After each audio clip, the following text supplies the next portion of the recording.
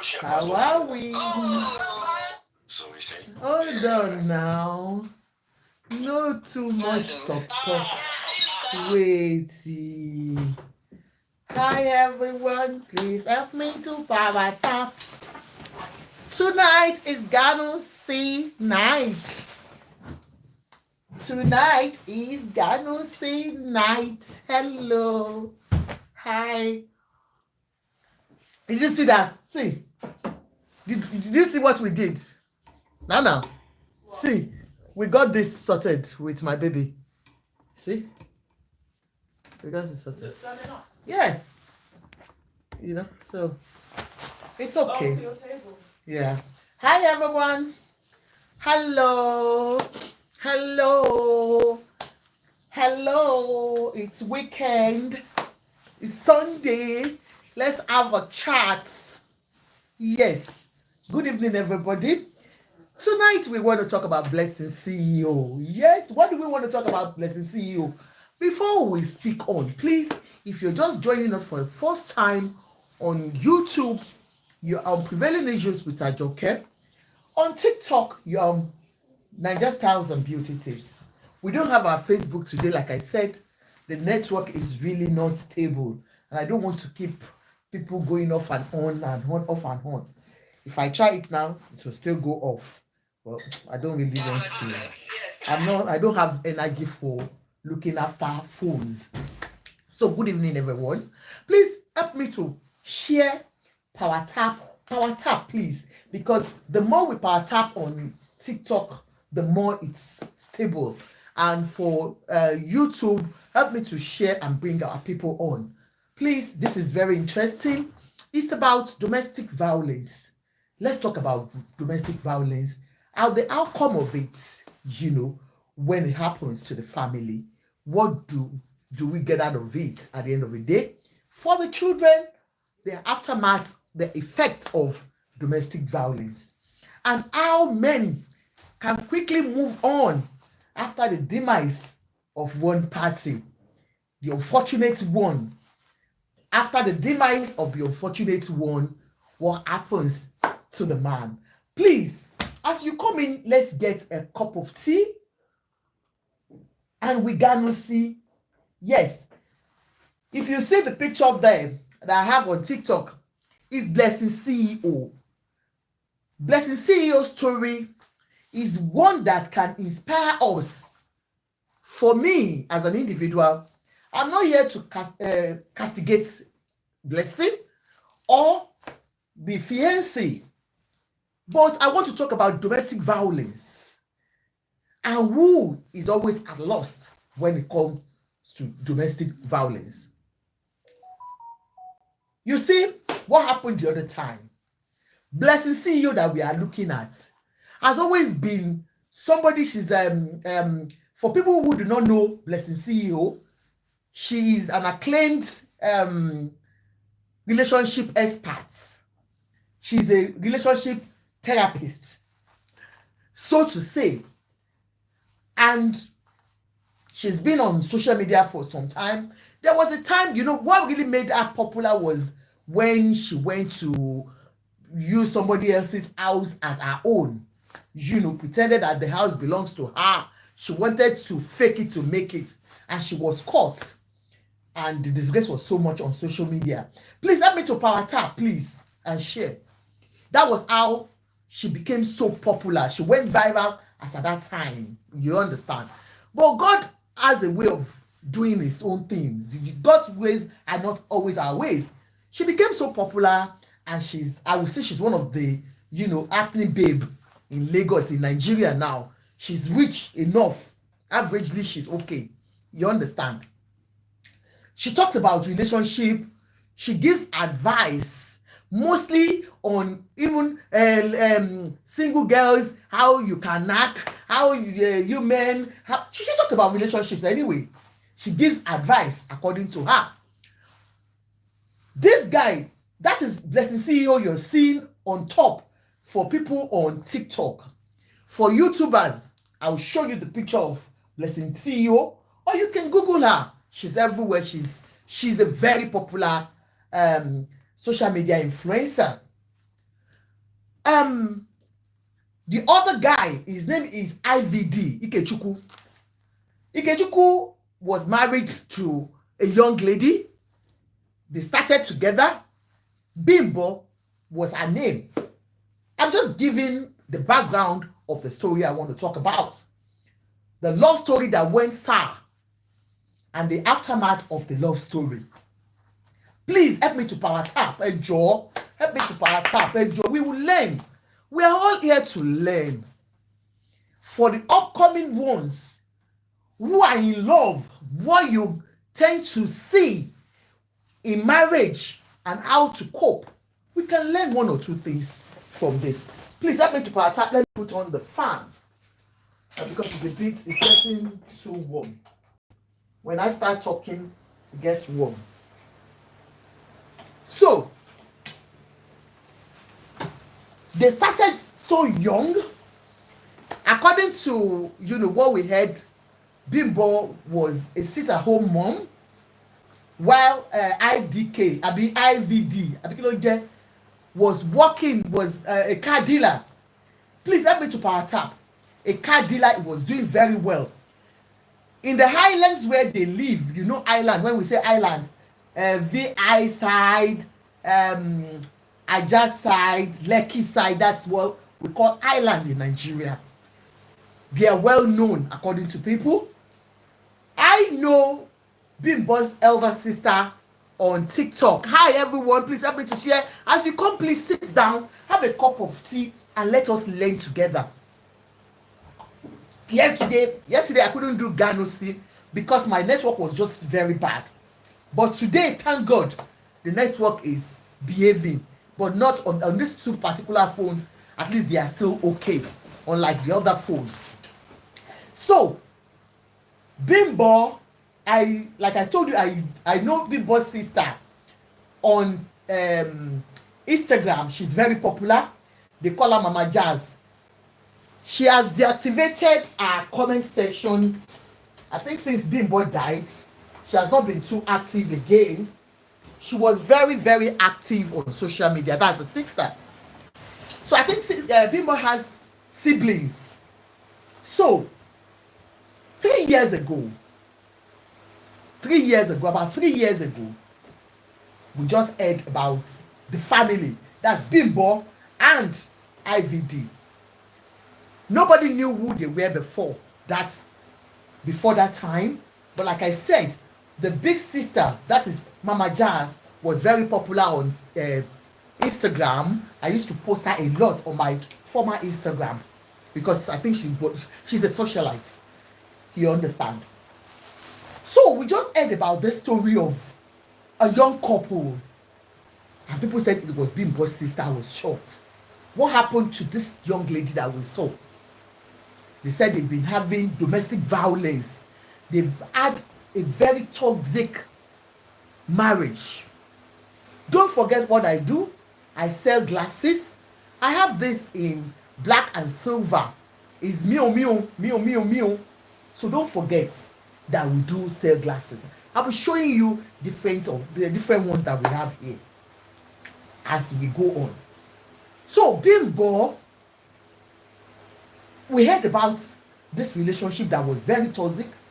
It was a sad news about 3 years ago when we heard about this young lady taking her own life. Opare, according to what we heard, they said she set herself on Odanosure. And people were like, what? Her husband was arrested as at that time. She has 5 kids, 5 children.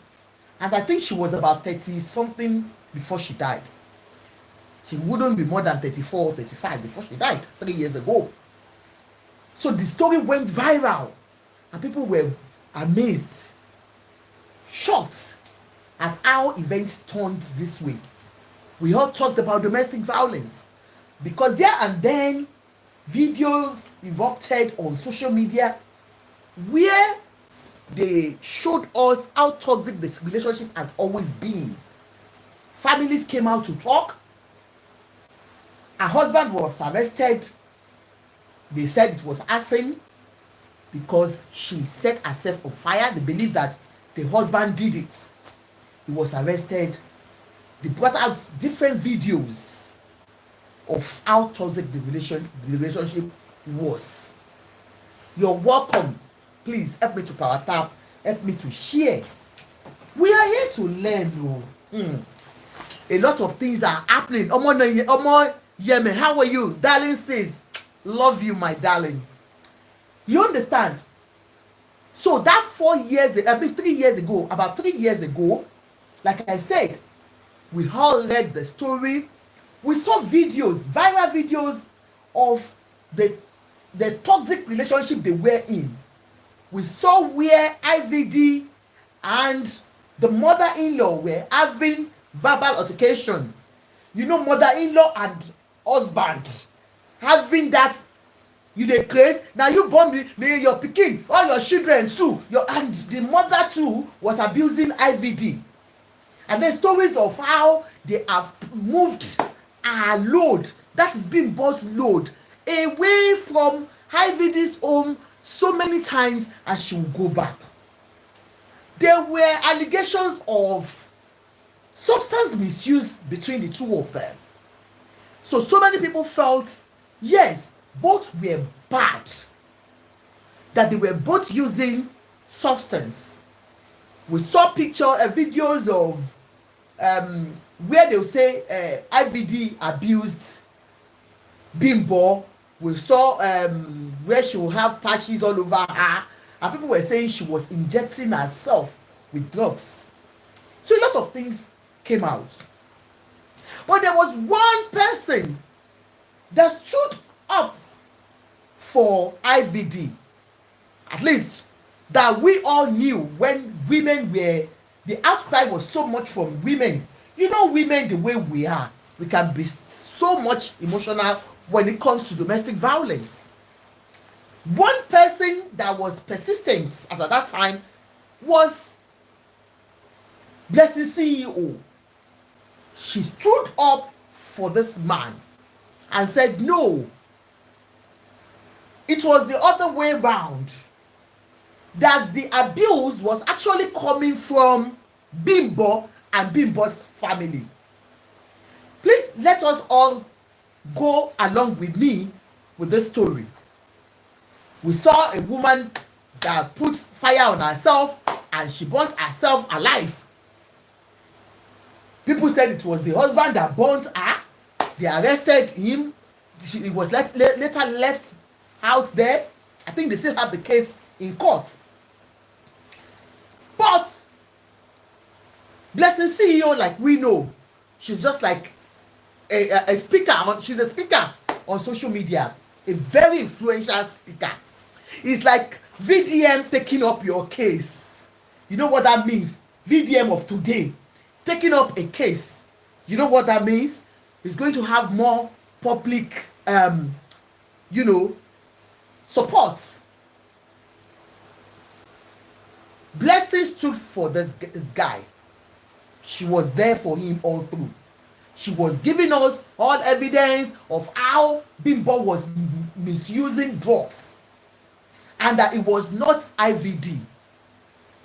She stood out so boldly that even everybody thought like, even if you are defending somebody, like me being here now as a blogger, and I decide to say, look, Omonyeme, I am standing for you for stealing somebody's husband.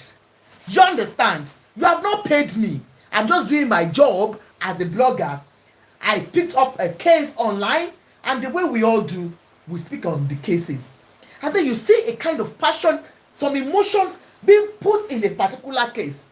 It's either the person is getting money out of it, or maybe you're laughing. It's either I'm getting money out of it, or I am getting fame out of it, or there is a benefit I intend to get from that particular story if it is full of emotions.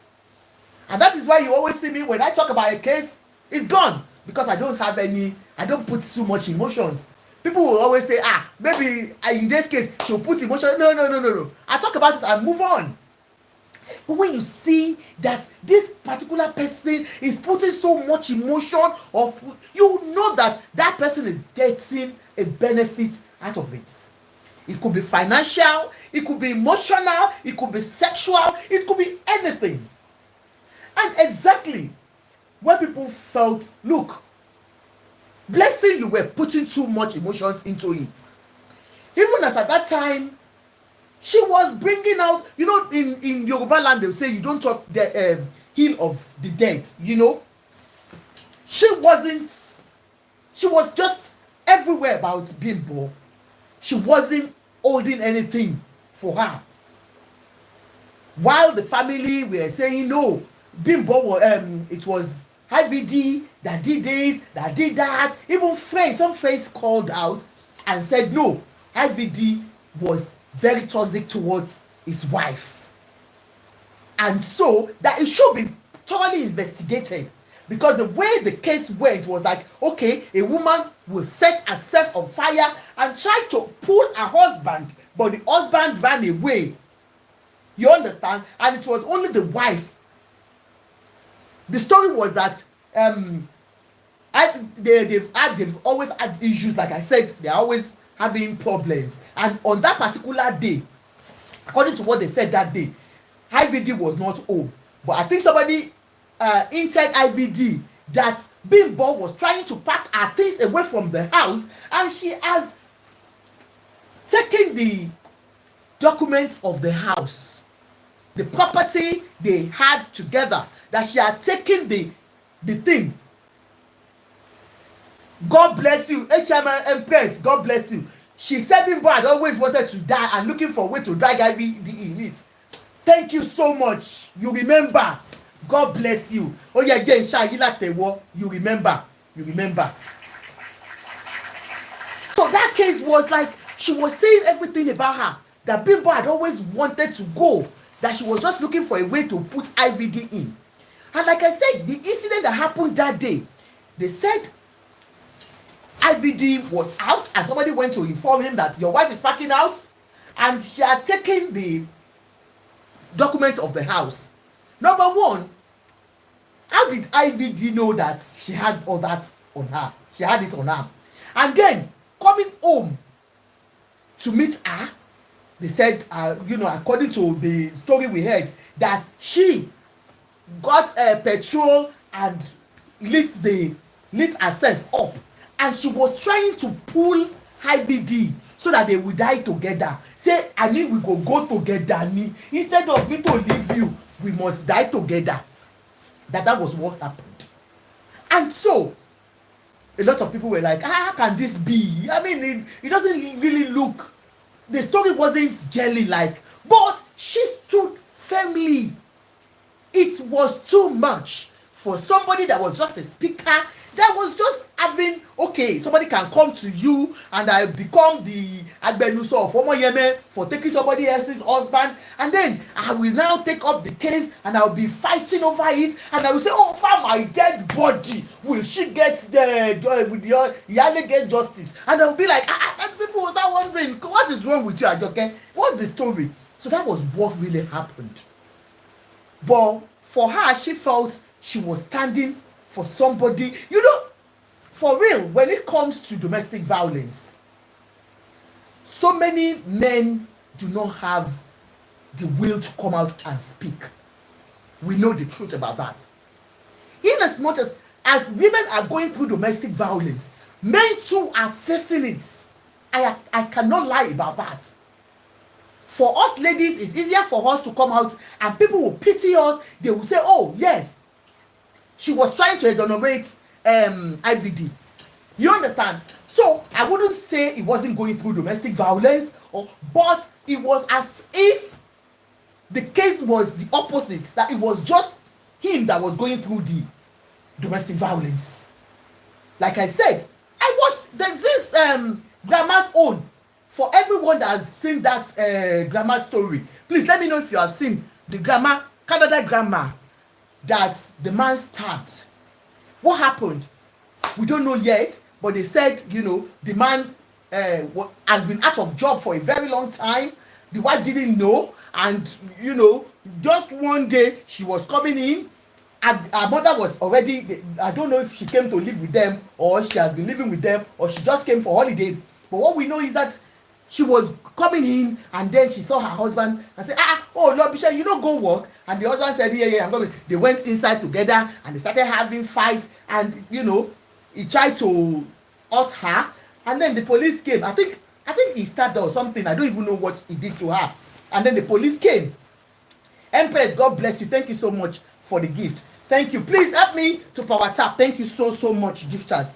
So she, you know, and then the next thing we heard was that the police came in to inspect the house, and they found out that the grandmother, the mother of the mother-in-law, was already hacked to death. So for such a person, we don't know what has been going on in the family. Whatsoever, no one has rights to take anybody's life, mind you. But what was happening in the family, nobody knew. The man might peradventure be going through, you know, depression. According to them, he had no job. He had lost his job, and we don't know the pressure he was getting from grandma at home, he was getting from the wife, or the abuses, or the insults. We don't know. But like I said, so many people, whether men or women, will go through one abuse or the other. But for women, it's easier. People will want to empathize with you because we are the weaker sex. They will say, the men, hey, this, and we always get that sympathy out there. The men, it's very hard for any man. If you see any man coming out, and that is why I always encourage men, if you're going through any abuse, please do not keep quiet, because we women, we don't keep quiet like that. But for men, because of the shame the society we belong to, how do I tell people that I won't be back by it? Sometimes the women are even, you know, tougher than the men. But that is not the case with Bimbo's own. Now, people said the relationship was toxic and all that. And so, the case went on. They are still in court. They have 5 children together, ranging from age maybe 10 or very little kids. You understand? So that was it. We never heard anything. Few months after the death of Bimbo, people started saying Bimbo, this guy was dating, IVD was dating Blessing. You know the way Blessing will want to pull cloud, what do you call it? To cruise. People thought she was trying to cruise when she was saying they were dating. They said she put his tattoo on her body, and people were cloud chasing. Thank you so much. That she was cloud chasing. So that was what people thought. You understand? When they started hearing the rumor of relationship between the two of them. Number one, professionally, ethically, it is wrong for you to even date your clients. Let's even assume IVD was just a client to Blessing because she is a relationship therapist, and IVD was going through emotional issues as at that time. So surely she was a professional in that aspect towards him. Ethically, I don't know from their own perspective if it's ethically wrong, but mostly it is ethically wrong for you to date your client. So let's even go on. People thought it was just clout chasing, and everybody was lie. She wouldn't now. You know the way she has enemies among people, especially gist lovers at that time. That one will attack her, and then the family too. There was a time they had to arrest her because of the way they felt she was maligning the dead name, the dead person's name. Bimbo, that she was putting all the blames on Bimbo, all the things that she was lying on Bimbo, a late wife. So they really took her to court, and we saw her when the police, arrested her and all that. My dear people,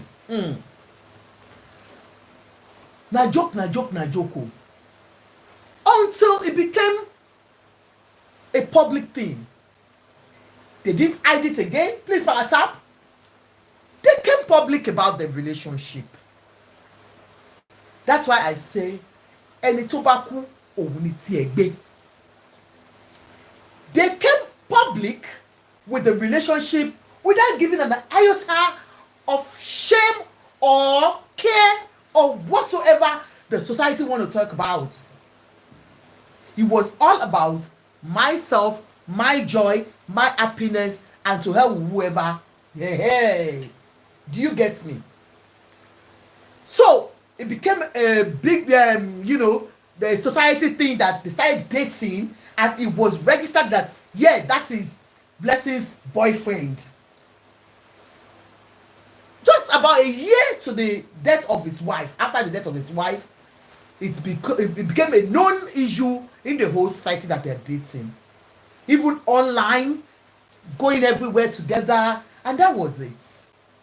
And then the society accepted it as a norm. Like I do say, it's a man's world when it comes to our own side of the society. If it is a woman that loses a man, it's very okay. Let's go to this man that died that time. What's his name? What's this man's name? Tomanta Agbo. Hey, Okoloyu. If you read, people that knows Okoloyu story, Okoloyu died, and the wife decided to get married again. I think after a year or two, and then people were like, why would she do that? Hey, it is my gender that came after her. Wow, how can she just, when did the husband die? And then the husband's family, they started saying, òun ló pọkọ ẹ̀. I'm not a judge. I'm just using this as an example. I've not said what she has done is good or bad. I'm just saying that the society where we come from, the women are not supposed to move on when a man dies. We are supposed to stay for years and stay and be praying. Why keep vlog? Okoloyu's story differ from my video. Blessing had insulted the late Bimbo. That is where the issue is. Yeah, I'm just bringing out some things. I'm just saying that the way Nigeria is, do you understand? Why vlog? The way Nigeria is where we applaud the men when they do things. Do you understand? We applaud the men, but when it is the women's zone, we tend to say, Obìnrin, hey, why did she go and get married? Well, I'm just using that. That one is even, just by the way, do you get me? But Blessing's own was a thing of like, wow. People felt, number one, it was just too fast. Number two, Blessing, the way she started was as if they've been dating before the death of the wife. That is the way everyone perceived it. Network is bad again. You see now? This is my network. This is my network. Why are you doing me this way now? You understand? So it was as if she had been dating him before his death. Most marriages that we know from our own side, infidelity is the most common one that destroys our marriage in Nigeria. Infidelity on the part of the men mostly. The network is really bad there. Oh my shoe. Oh God. I'm sick and tired of this network. Infidelity has always been the problem with Nigerian marriages from the part of the men. And it's now becoming a norm for them. So even when you go home and tell siblings or your mother or your family that my husband is doing this, I'm leaving him, they will be like, are you okay? Because of what? Men do it now. Shebi is a man. Let me see if I can. The network is bad. Oh God, the network is really bad. Network is really, really bad. Let me see if I can change it to. Oh God.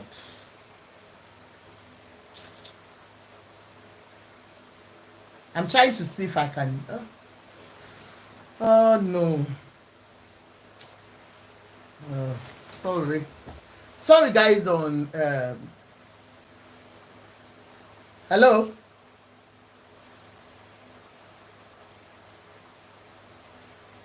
Is it okay? Still the same thing. I'm trying to change the network of that one to.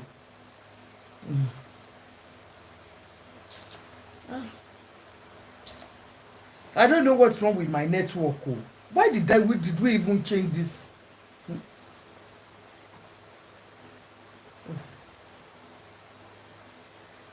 The network is really bad.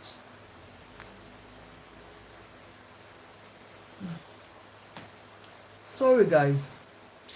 Maybe I'll just stay on the because it's really frustrating to see that.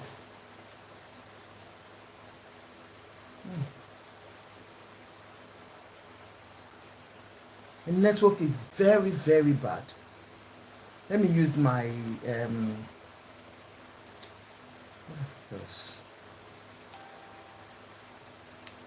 what is this one saying now? Okay.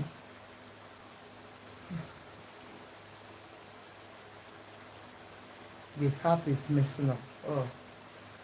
Well, it is what it is. Maybe I should just go on with YouTube. Oh no. Yeah, my people, another day. God. Not the dark of my side. I just want to pull up on the roadside. Can you imagine? It just took away my life.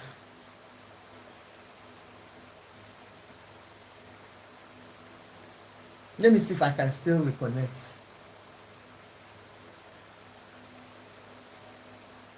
Sorry, guys. Open Loni. Just went. Oh my she. Oju I don't know if we can still catch up with that. It's trying to come back.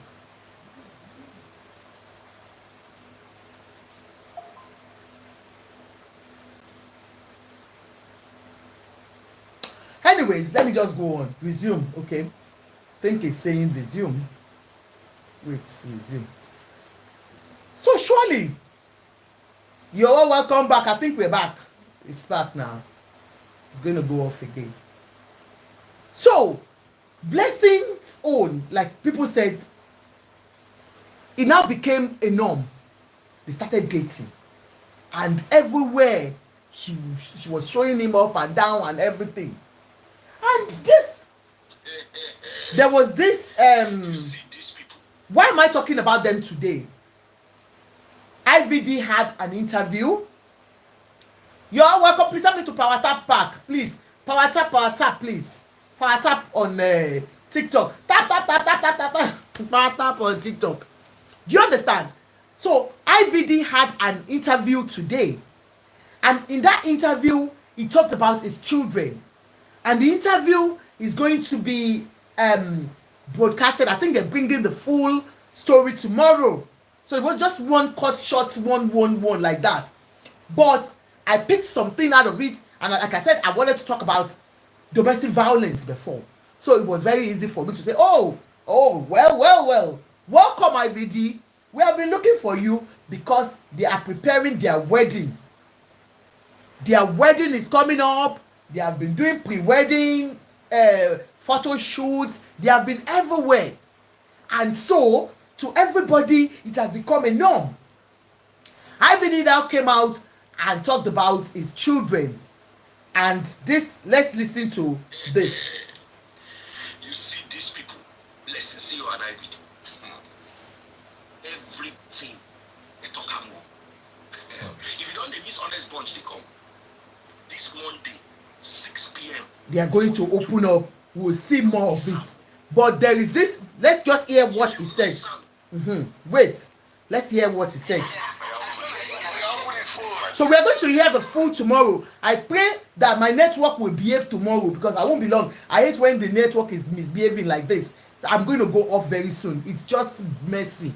But you know, what they talked about here tonight on that snippet is about how the family, Moronkola, where are you sis? It's been a long time.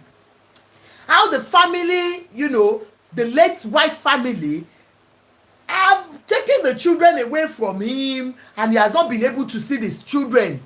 Like I said, for the past how many years since his wife died, he has been moving on with Blessing CEO. So for the family, like I said, it was like a big slap to them. Come on, we are Africans. No matter how we look at it, no matter how terrible you can be, when you lose your wife, yes, someone here, the network is okay on YouTube today.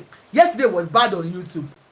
When you lose your partner in Nigeria, at least they expect you to even stay for some. I saw one. Life is becoming something else now, my people. Do you know? Help me to power tap. Power tap first. It will go down. That's okay. Do you know? I saw one pastor too. The pastor, they said his wife passed on 2 years ago. The man had a big party 2 years ago. Had wedding. Wife who? Who knows? But they had the wedding. Do you understand? Like, I am not here to judge anybody.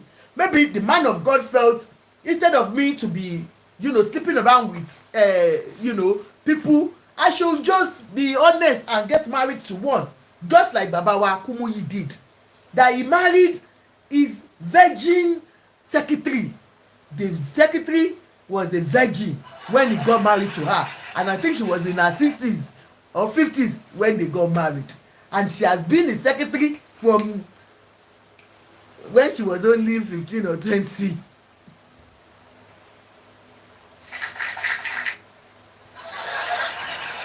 So Baba Kumuyi married her.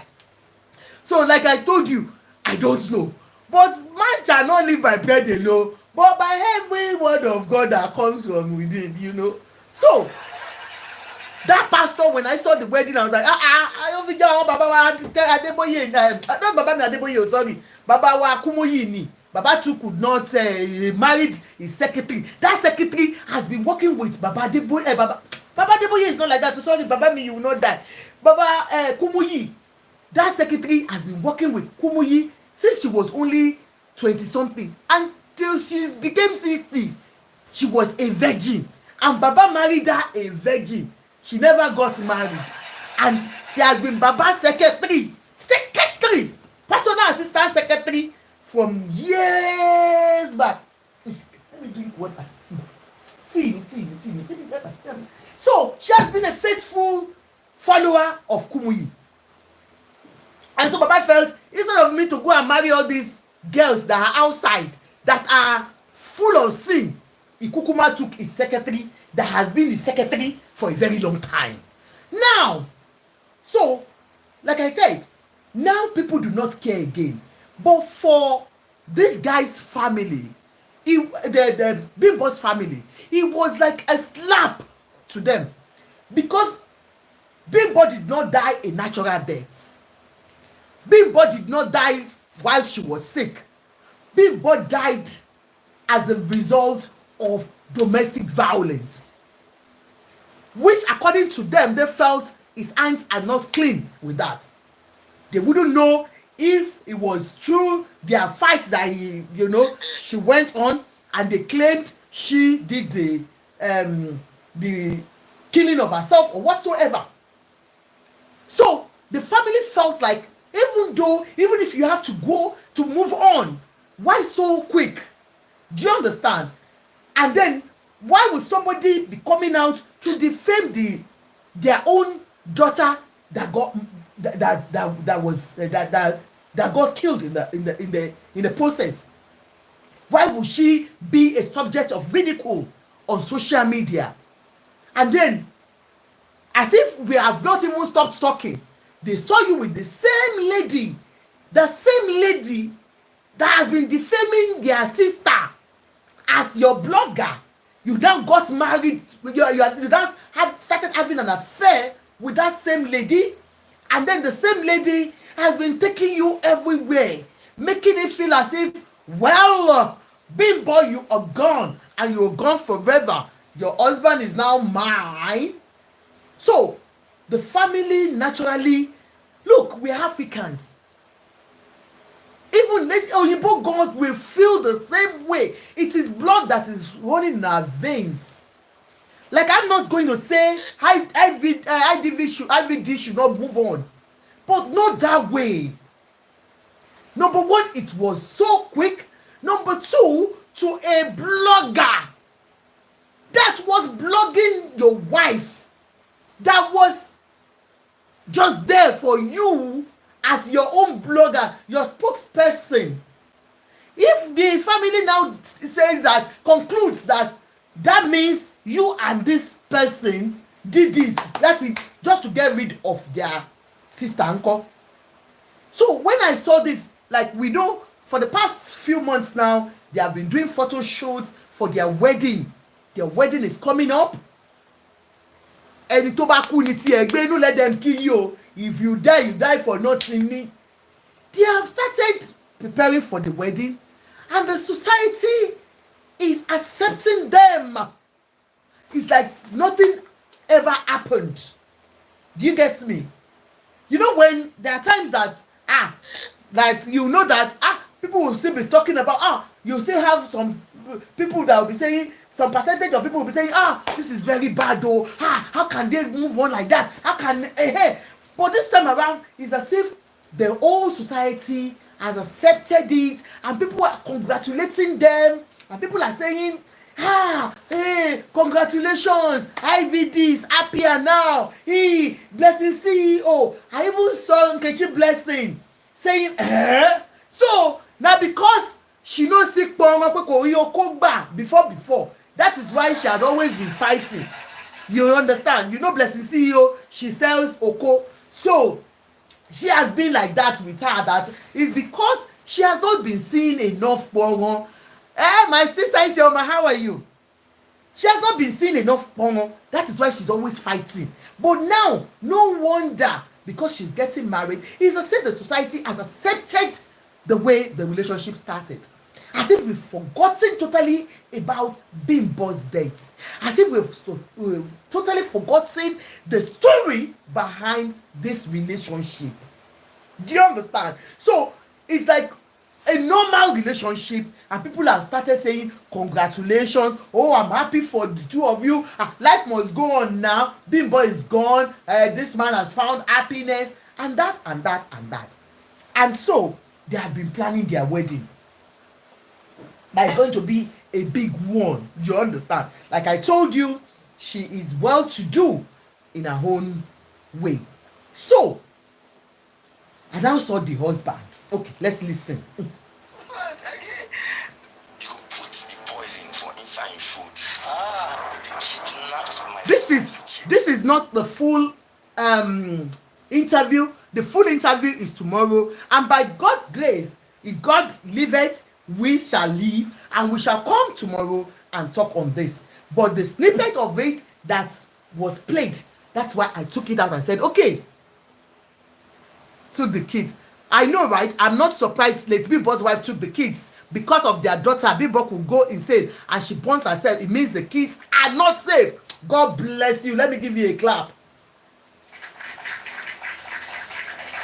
Mind you, in any relationship that is toxic, in any relationship that is full of violence, I've always said it, it's either you live for the sake of your life or you live for the sake of the children. Because so many of us, we live in domestic violence environments. We live in a toxic environment where we raise up our children. And you don't know that you are damaging their lives. The trauma they are going through in a domestic violence home will live forever with them. That is why you see angry husbands, angry wives in Africa. Mostly is the way you were trained. We grew up with our mothers being spoken to anyhow. Some of us grew up with our fathers eating our mothers. It was like a norm. But now, there is awareness for you. I have said it. Emotional abuse is deadlier than any other one. Somebody told me once that when the children grow up, they will look for their father. Oh, Jesus' favorite. Okay, thank you. They will look for their father. Okay.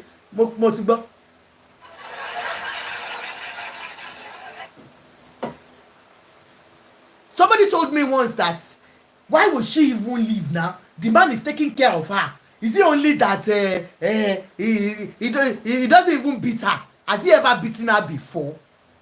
So until a man raises his hand on you, that is when you will know that you are going through domestic violence. No!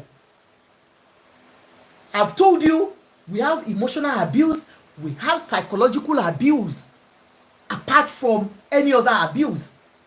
You have financial one, you have physical one, and so many of them.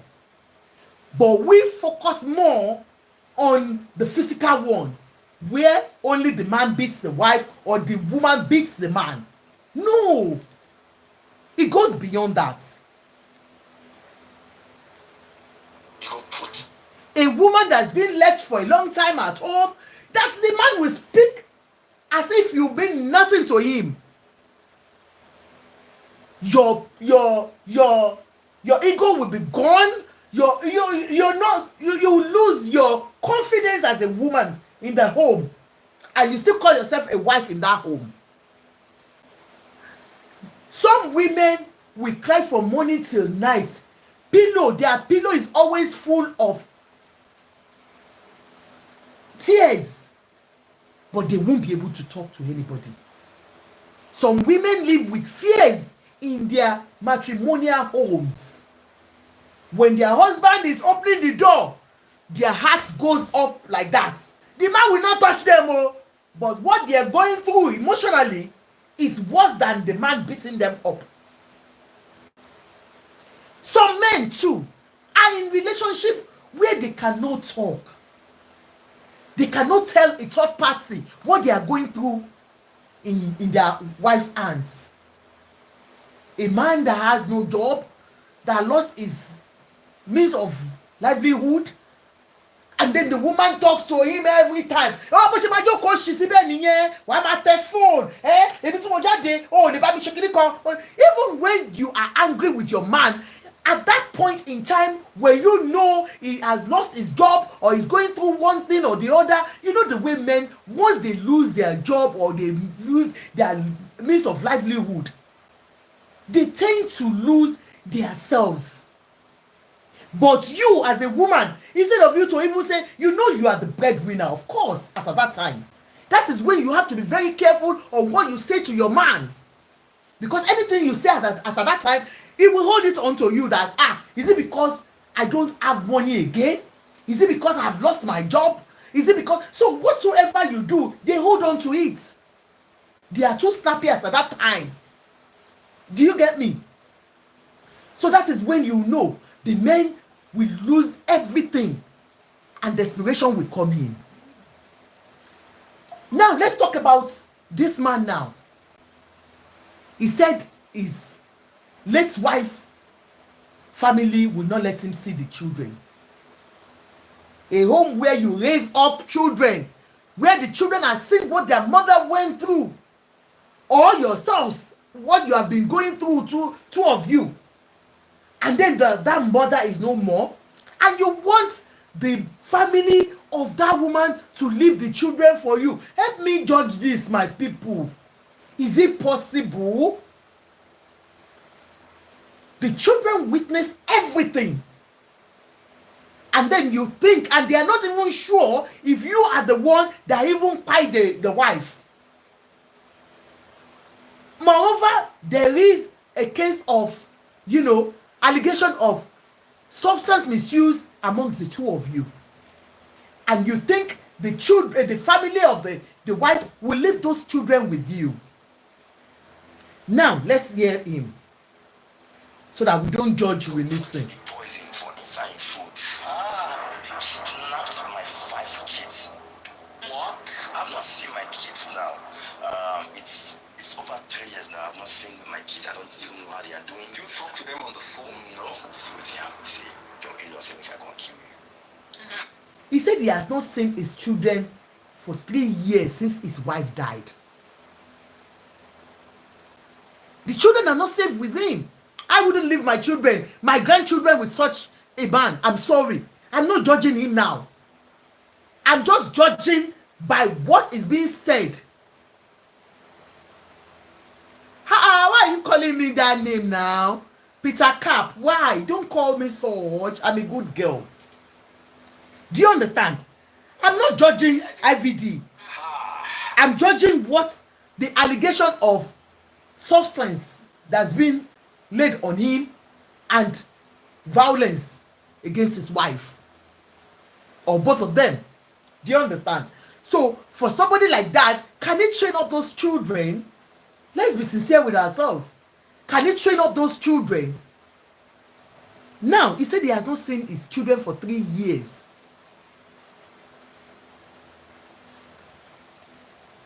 How do you expect them to leave their children, the only joy that this lady has left for them? Yes, Bimbo still has a mother. She has her own Peter Cap, okay. She has her own siblings. She has her own mother. The mother that has seen so much while Bimbo was alive. Yes, Peter Crop, he was, he is. I would say, I don't know. You understand? The mother that witnessed everything. Like I told you, there was this viral video where IVD was exchanging words with the mother-in-law. They were abusing themselves, like, you, now your pikin, you dey craze, your yourself, your mama, your papa, to his own mother-in-law. So she has witnessed it. And then that woman will now leave her own grandchildren. It's people like us that will say, is this woman mad? Moreover, you have not shown any sign of responsibility. I am sorry. Moving on. No one says you have to forever stay like that. But with Blessing CEO, that maligned their daughter, that defamed their daughter according to them, not me. You moved on quietly, hurriedly with her, and you guys were all over the internet.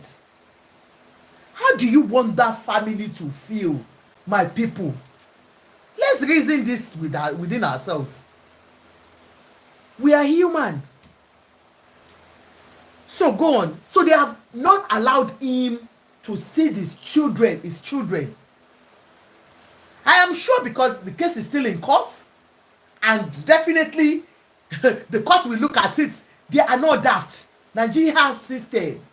We have system. They will have looked into it. They have family and children. This also, if he claims he wants to care for his kids, he can send child support to late Bimbo's family because his ways of life was not straight with drugs and so on. It's a complex issue. It's your man. It is. But believe me, with the way the thing went as at that time, I'm not saying Bimbo was a perfect person. No, far from it. But what I'm saying is how the story played out, the way the relationship started, and Blessing's part in this. You understand? Yes, You can marry a blogger, it doesn't matter. You can marry a blogger, he's a man now. You can marry anybody, nobody can stop him. So if they had been going out before that time, because people will just believe that they've been dating, you understand? And it might just be that they fell in love later. You don't know. But because of our own stance when that thing happened, no, people, the family cannot forgive him like that. It's very difficult. And they cannot trust him with the children. I'm sure he will have filed, child whatsoever to see his children, and for them to say, no, you are not going to see those children. And thank you. Also, was he expecting Bimbo family to leave the kids with Blessing to care as a stepmother? I pray Bimbo gets justice. This person says, I pray Bimbo gets justice to save women who might be in the same situation. I pray she gets the justice. It's funny when I see, honestly, to people doing justice for Mohbad. This is not a way to bring you guys down. Sincerely, the zeal, all you put in this case, if you put it on real domestic violence cases, or real murder cases, or real life cases that you have evidence on, you go places. Not the one that a nurse has come out to say, I did it. You're still holding on to say, no, the nurse did not do it. They paid the nurse. So that's why I always look at that case as being so silly. Bimbo's case cannot even be determined if she actually did it herself. That is the kind of cases that you should do justice for. Because there was nobody there. Those ones that said Bimbo put herself on fire, how do we know? Not a case that somebody has come out to say, I did it. And you're saying, no, that person did not do it. They paid the person to come and lie. No. Now, he's moving on. He wants to get married to the same person that bullied his wife as at that time. I'll bring you up. If you want to come up, you can come up. And I will still play. There is a voice note, a voice that's going round of Blessing CEO that I want us to listen to after listening to this particular one. Let's finish this. 4 days after the marriage, he beats me to coma. It's our honeymoon. So Blessing too was talking about her own, that she went through domestic violence too. Poison for inside food. Okay. She's not my 5 kids.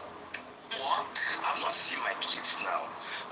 It's over 3 years now. I've not seen my kids. I don't even know how they are doing. Do you talk to them on the phone? No. So what they have to say, don't get lost and we are going to kill me. And he freeze. When he said it, I thought he was joking. You wipe his lap. 4 days after the marriage, he beats me to coma.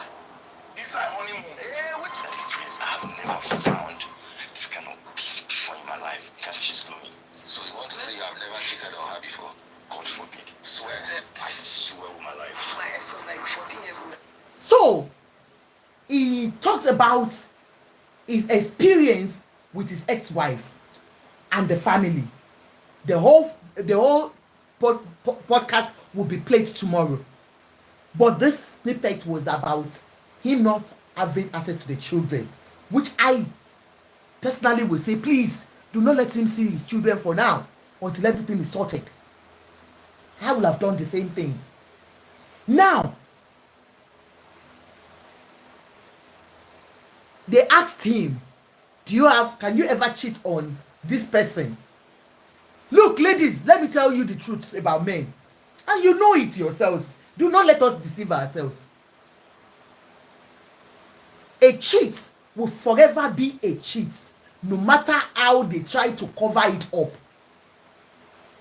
A cheat will always be a cheat, will continue to be a cheat. You cannot change a cheat. Even Ole, please, can you please help me to mute for now? Please. Ole, do you know you are here? A cheat will continue to be a cheat. And for Blessing CEO now, it's a new relationship. When you are in love, when you first start, a man will be a perfect man. He's saying he can never cheat on her. He loves her so much. And he has the peace he never had for a very long time. This man is saying the peace he never had for years is now experiencing the joy, the peace. When they started with Bimbo, how was it like? Has it always been toxic from day one? No. I will play the video you are talking about now. So this is a person you are making in Moronkwala is the network. Do you understand? This is a person that is making it look as if, look, I do not care. That's the lady. But because it's a new relationship, you feel she's the perfect one, and that is why you are happy with the marriage, the relationship. And that's why you want to spend the rest of your life with her. Now, look at this trending video of Blessing CEO. And then you will tell me where this is coming from. Husband snatcher. I don't snatch husband. Instead of me to snatch your husband, I will put you 6 feet and collect him. I don't drag. I only fight for person husband. The ex will take you and I will collect the man. Did you hear that? Please listen. She was doing a live video on this video one. She was doing a live video and people started calling her husband snatcher. Do you understand? They started calling her husband snatcher, and guess what she said? She said, me, husband snatcher. Listen to what she said. Husband snatcher. I don't snatch husband. Instead of me to snatch your husband, I will put you 6 feet and collect him. Instead of me to snatch your husband, I will put you 6 feet under.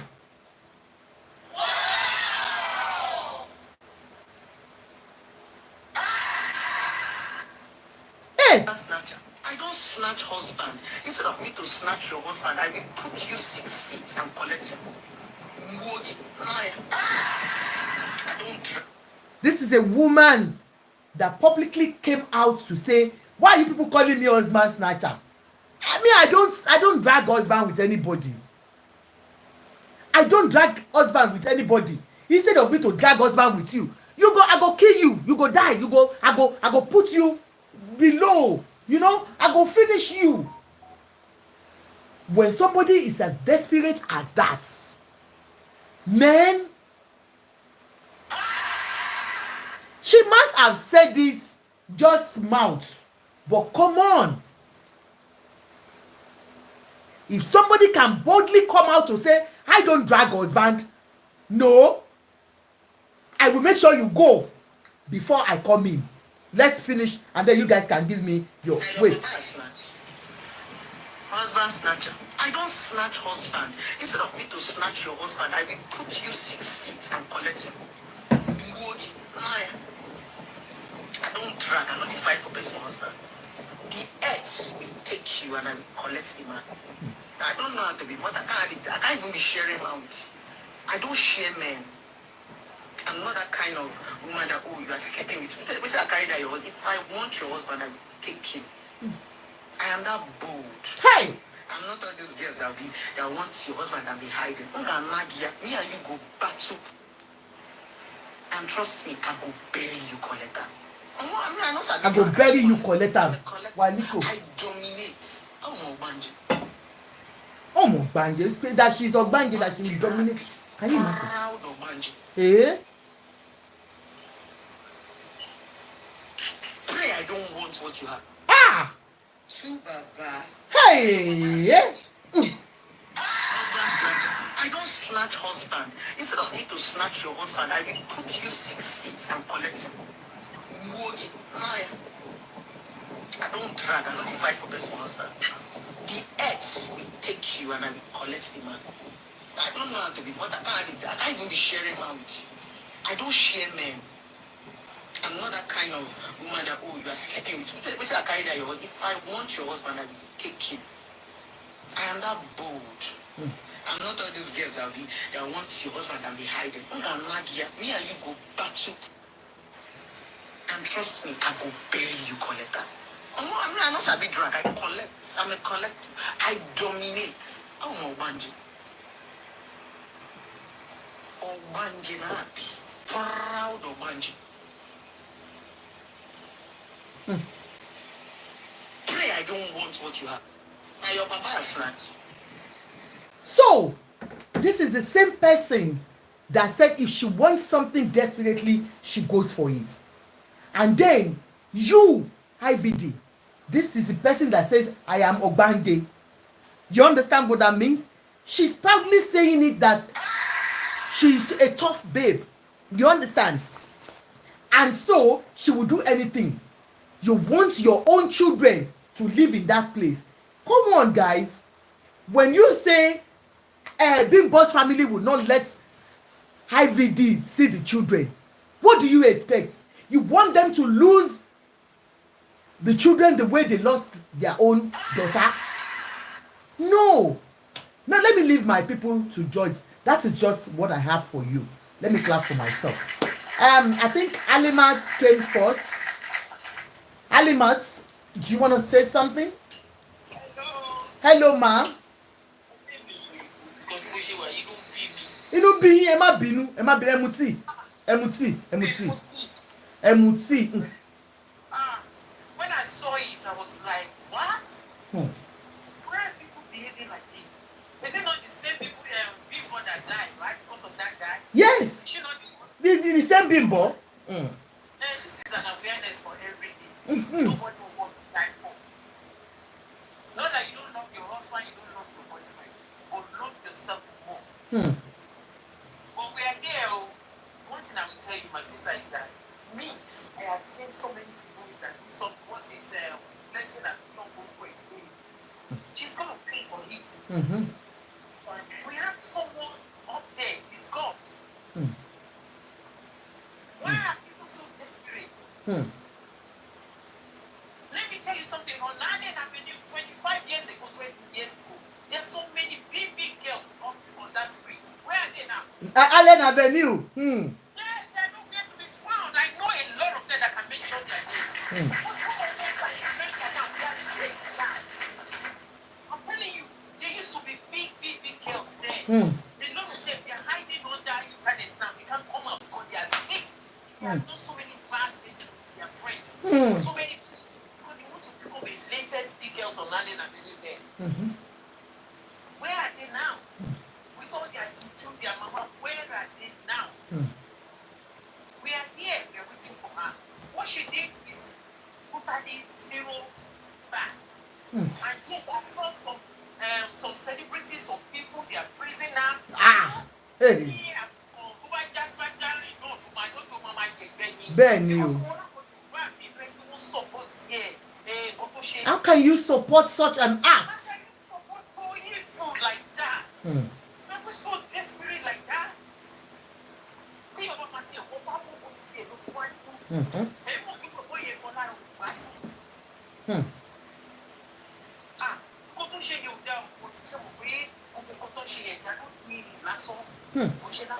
If somebody can can boldly say she is this. This is the lesson to every woman.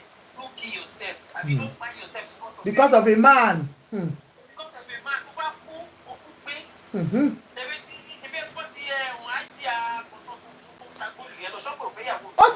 Move on quickly. What is the children with?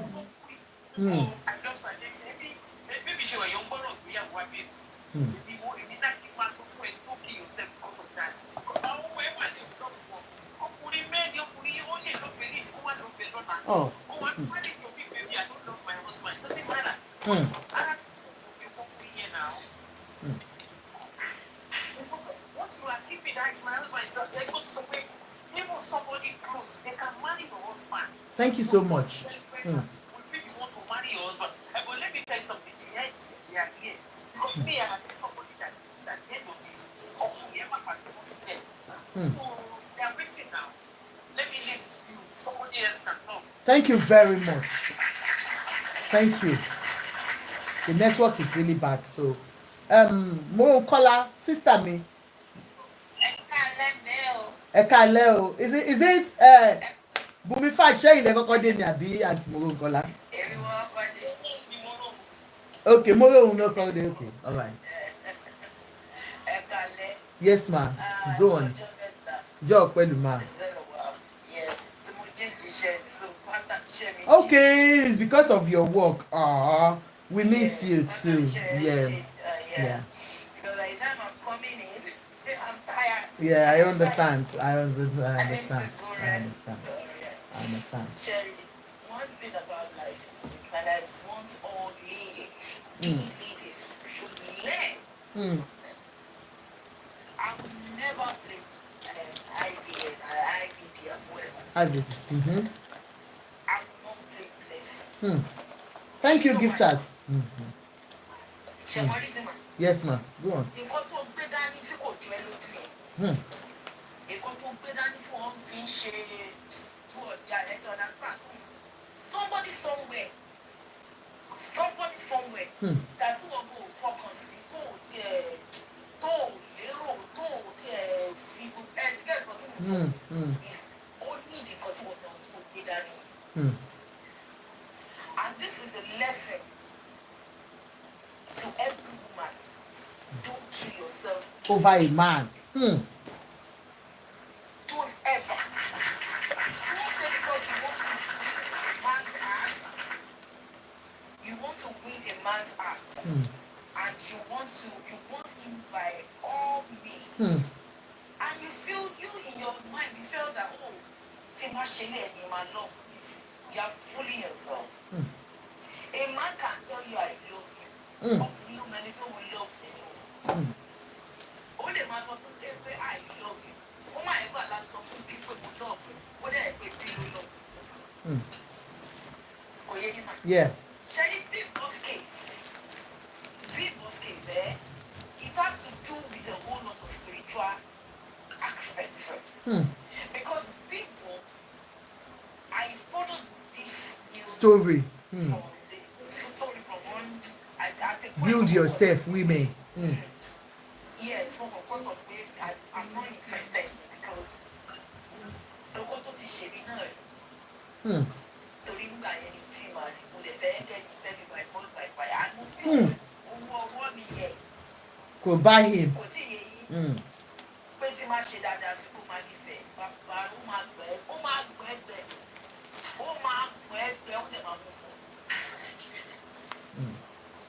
people went out of her way. Let me say, she goes out of her way to please Ivy. Just because, oh love. Just because, one kid. This guy Of course. I believe she is even following this one because of the money. Blessing will be spending.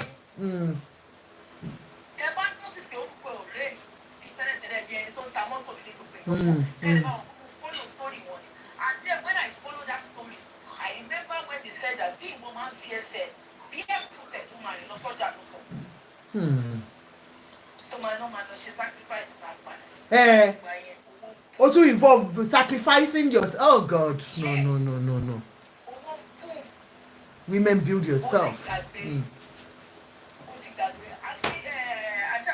Yes, ma'am.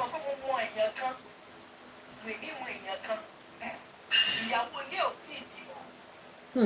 Ìyàwó ilé ìgbà tí mo padà wá kúrò ẹlẹ́nu tó súnmọ́ wọn kú. Ẹ̀rọ náà ń bá mi. Wípé ó ní àwọn ọ̀rẹ́ kan síyàwó ẹ̀rín. Tó bá rìn. Tó fi wá jẹ́ pé mo ní ò tí ì bímọ. Ẹni tá a lè sọ ẹ̀ ó ti bímọ síta. Ìlà fẹ́ ló bí síta. In fact America ní kẹ́mi ń gbé. You can imagine. Nàìjíríà ló ṣù. Kò yẹ yín mà. Tẹ bá ẹ̀kú ẹyọ obìnrin tẹ bá para yín. Ẹ para yín ni. Ayé lọ síwájú. Ayé ò dúró síbi kan. Ẹni tẹ torí ẹ̀ para yín. Kò rí yín fún ìṣẹ́jú kan. Ọkùnrin ó yí sì fọkùnrin láti tètè mú fọ́ọ̀nù. Ọkùnrin ó yí sì láfọkùnrin. Ṣàṣà nínú ọkùnrin lẹ máa ṣe lóore tó máa rántí pé ìgbà tí ẹni báyìí wà ní láìfù ayé mi dá ní ilé dá. Tẹ bá kó 100% ọkùnrin jọ tẹ bá rí 5% ẹ try. Ọkùnrin ló jẹ́ wípé ní tí ìyàwó ẹ̀ bá kú níbi tó ti ń fi ìyàwó ẹ̀ girlfriend wà bẹ́ẹ̀. Girlfriend ló wà bẹ́ẹ̀. Kẹ́ ẹ tó ṣẹ́jú pa láàrin space ọdún. He said we should close this and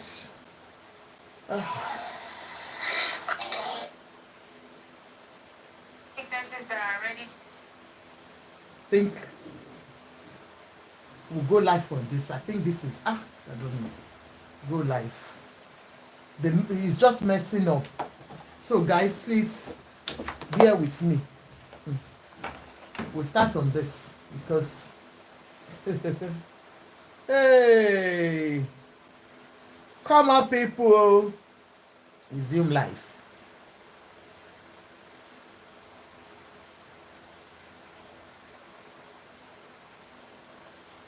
Network yẹn ò dáa rárá ni wọ́n ní à resume live ó ṣẹ̀ṣẹ̀ tún bẹ̀rẹ̀ padà.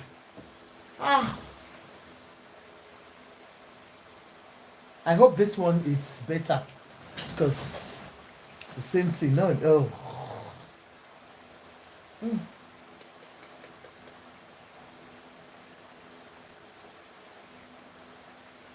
Hi everyone, come back. Are we back?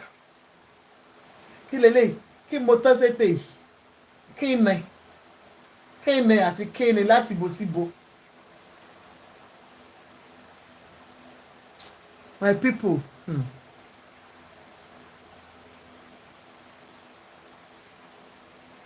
go on everybody, come on, you're welcome back. Yeah, come on people. The network is really messing up today. Oh yeah, come back. Oh, Waliko, come back. Request back. Yeah, thank you. Request back, everyone. Help us to share it so that they know we're back. That network is awful. Why vlog? Ha! Oh, terrible. Oh yeah, come up. Come up. Timo de fẹ́ tag go. I like glasses. You do like these glasses? Isn't it lovely? Network. Oh, hey, me, I don't know what I did to this network. Oh, Waliko, help us to share it. Everybody, we share. Blessing you. Hey, yo, ẹ mọ̀ kó sọ pé kí nílé òun o. Mọ́mí ti kú o.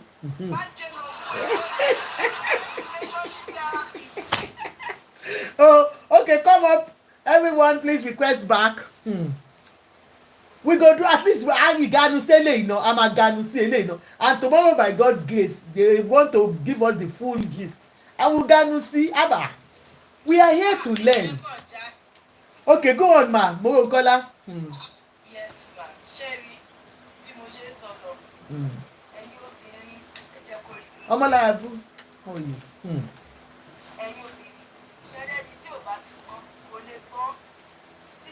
You have been manipulated in 8 years relationship.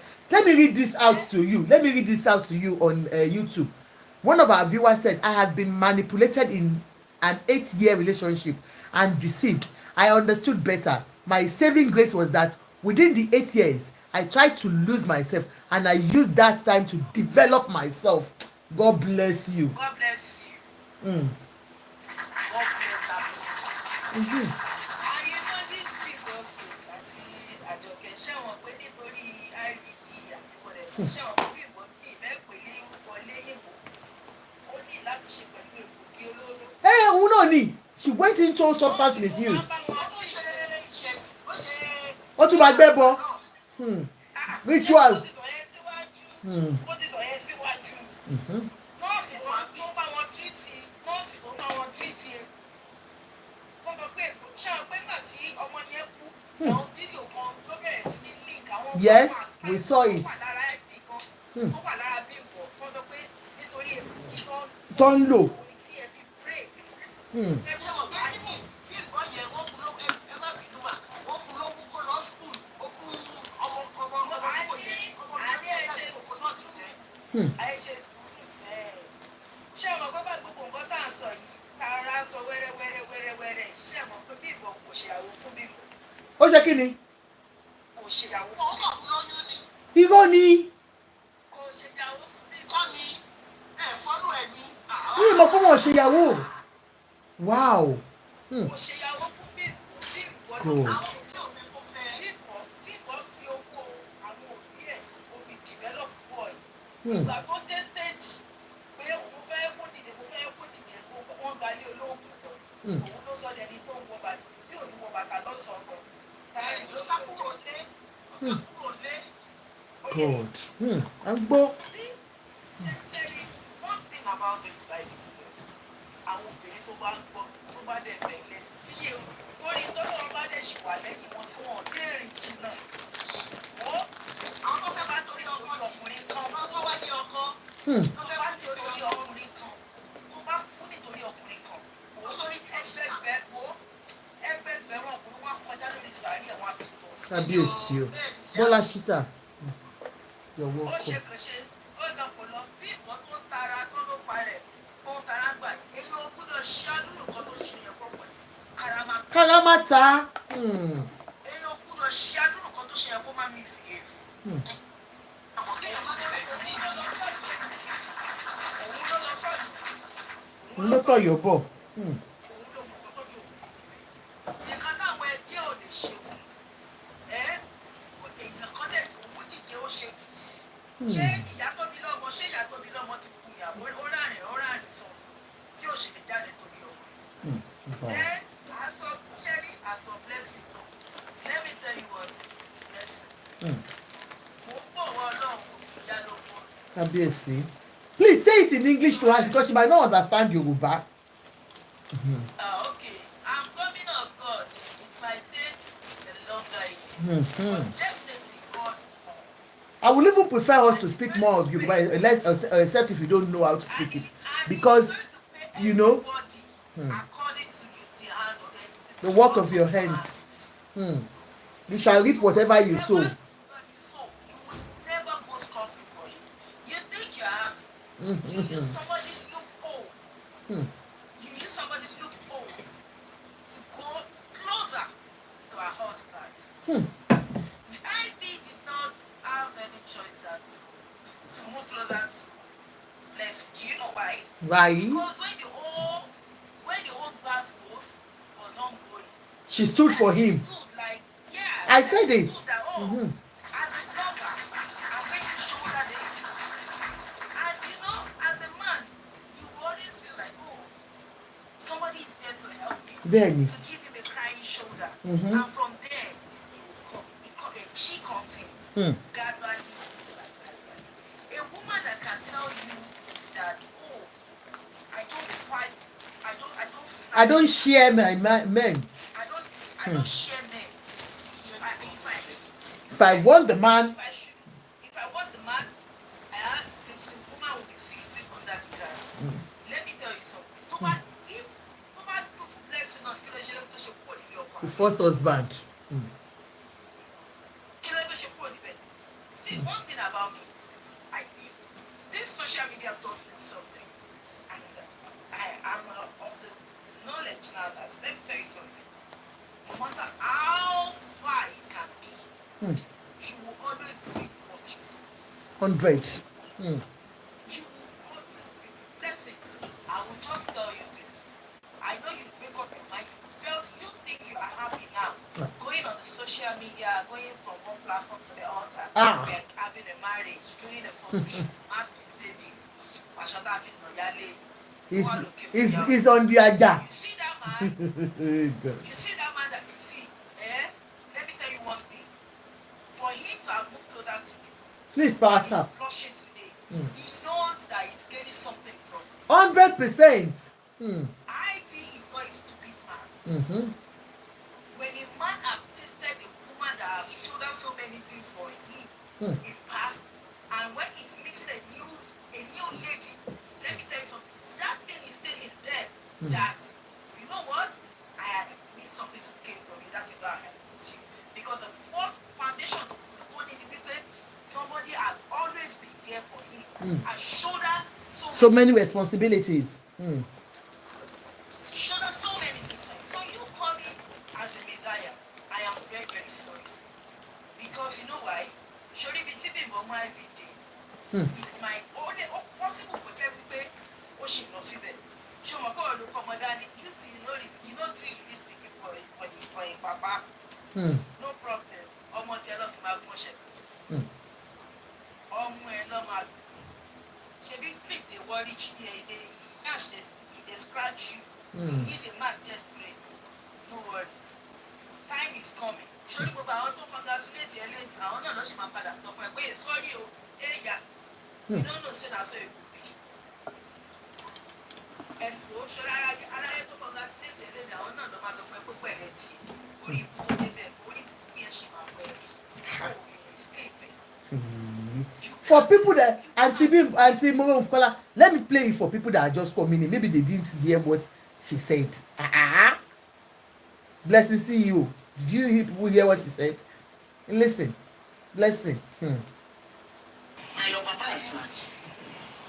Husband snatcher. I don't snatch husband. Instead of me to snatch your husband, I will put you 6 feet and collect it. Good. I don't drag, I don't fight for person. The ex will take you and I will collect it.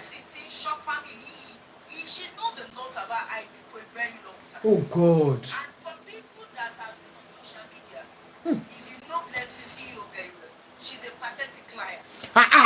Have we forgotten how she claimed somebody else's home? Yes, his house.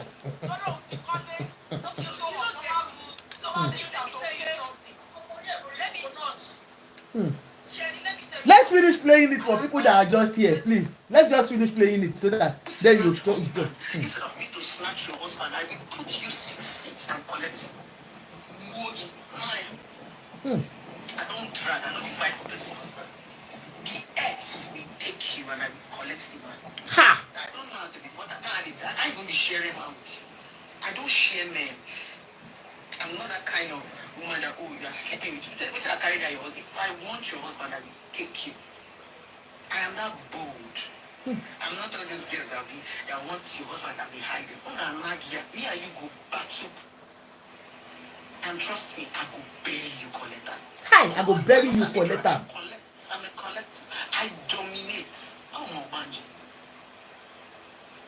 She has been in this family from far. She has been in Pray I don't want what you have. She has been Only pray I don't. Only pray I don't want what you have. God, gbogbo ẹ̀yin obìnrin tẹ́ wà lórí line yìí, just pray that one in fact God see us through women. Yes ma'am. Yes ma'am. You see Blessing and do you know that they are Igbos? Yeah, okay, they are Igbos. They can communicate with Igbo and throw you away. You never understand what they are saying. It is them that understand your own language. So whatever that is going on right now, to be honest with you, I am not surprised. And the only thing I want from Bimbo's family, they should just keep it. They should be looking at them. Or it is not going to end well. We are all here. We are watching from afar. As she has worked the family from afar to destroy it. Well, the family has already been destroyed. But she used their own weak point to enter the family and take the man away. She's using people's mistakes. You know, that when somebody sees your mistake, and she's like, oh, okay, these are the mistakes that the wife did. okay, me, I'm going to come in this dimension. Let me tell you, men that are on this platform, there is no woman that is a desire. Nobody. When you see, no woman is a desire, and no man is a desire. When you see a woman coming into your life and she is portraying your wife to be a bad person and a demon, let me tell you, because she has been watching you from afar, and she's so much interested in you. She is so much interested in you. And let me tell you something. There is no perfect woman. Yeah, I said, okay, we are here. From my own point of view, for every woman that is on this platform, no go do because of the man. You know what I'm no go try am. No go journey wey God no put for your leg, no go run am. If man tell you say ìjọba mi pẹ́ bọ̀, wọ́n ní àti àjọkẹ́ orí platform mi wà tí mo bá purọ́ kọ́lọ̀ fi àjẹ́. Mo ti rí ọkùnrin ní tó sọ fẹ́ mi wípé ajọ́ lọ pray ni o. Nígbà yẹn tí mò ń wọkọ̀ kiri nígbà yẹn lójú méje. Lọ́pẹ́ òní yẹn ni pé ṣé èmi lè dàbí ìyẹn ṣé mo lè pọ̀. Mo ní Pọ̀. Do you know what that means? Pé tó bá di 12 a.m. lóru, gbogbo ara sí òwò kémi ìwúwẹ̀ bí ìgbà tó yẹ pé èèyàn ń wẹ̀. And thank God, I come from a very spiritual family too. Where we have and I just have to call somebody among them and tell one of my aunts that hey, what's up, bye. And see me something. When you look back, only see a man who go for the GT, who need ya. Tell my dear, who left. When I grow to live, who read to buy a ship from show more, to buy the dollar, I lay my back beer, only on where she live. Everything was on the amount of paper to repay contribution, she Imagine. No. Hey, God. Kẹ wá bá gbé bọ, ẹ wá gba kú oníkúkú. Kémi àwọn ìyá tó bí lọ́mọ ó gbàgbé láti wẹ̀ ní kékeré èmi ní kémi wá bá wẹ̀wẹ̀ wìrì. Obìnrin tó wà lórí pláfọ́ọ̀mù tó bá lọ wọ wọn jà sókò lẹ́yìn aláwọ̀ sórí especially when they collect owó from your hand. Wọ́n kàn máa fọ́nà mí kiri nínú ayé. Kábíyèsí o.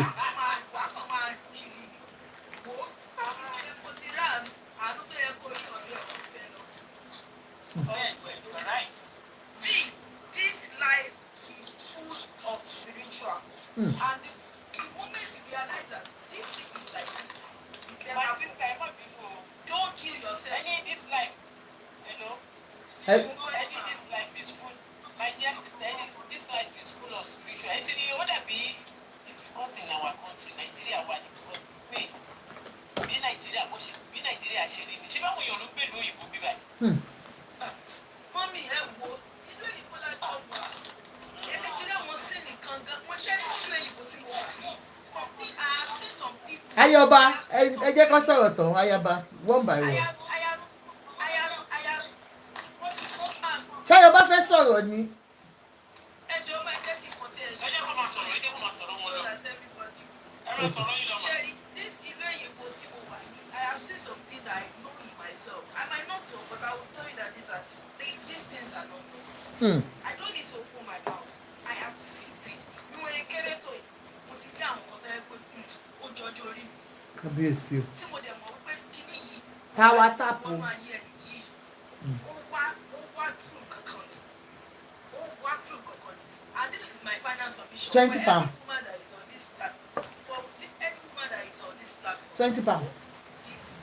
The higher, the better for me. Let me be honest with you. No man is worth pepper for. No man is worth pepper for. Nobody pay a kilo because of oh, man, you go to your wife, oh, mama, no church, or my father. Please send your message to my inbox, please. Just as I am here now, I'll be answering you. Send it and I'll give you my account number. 20 pounds.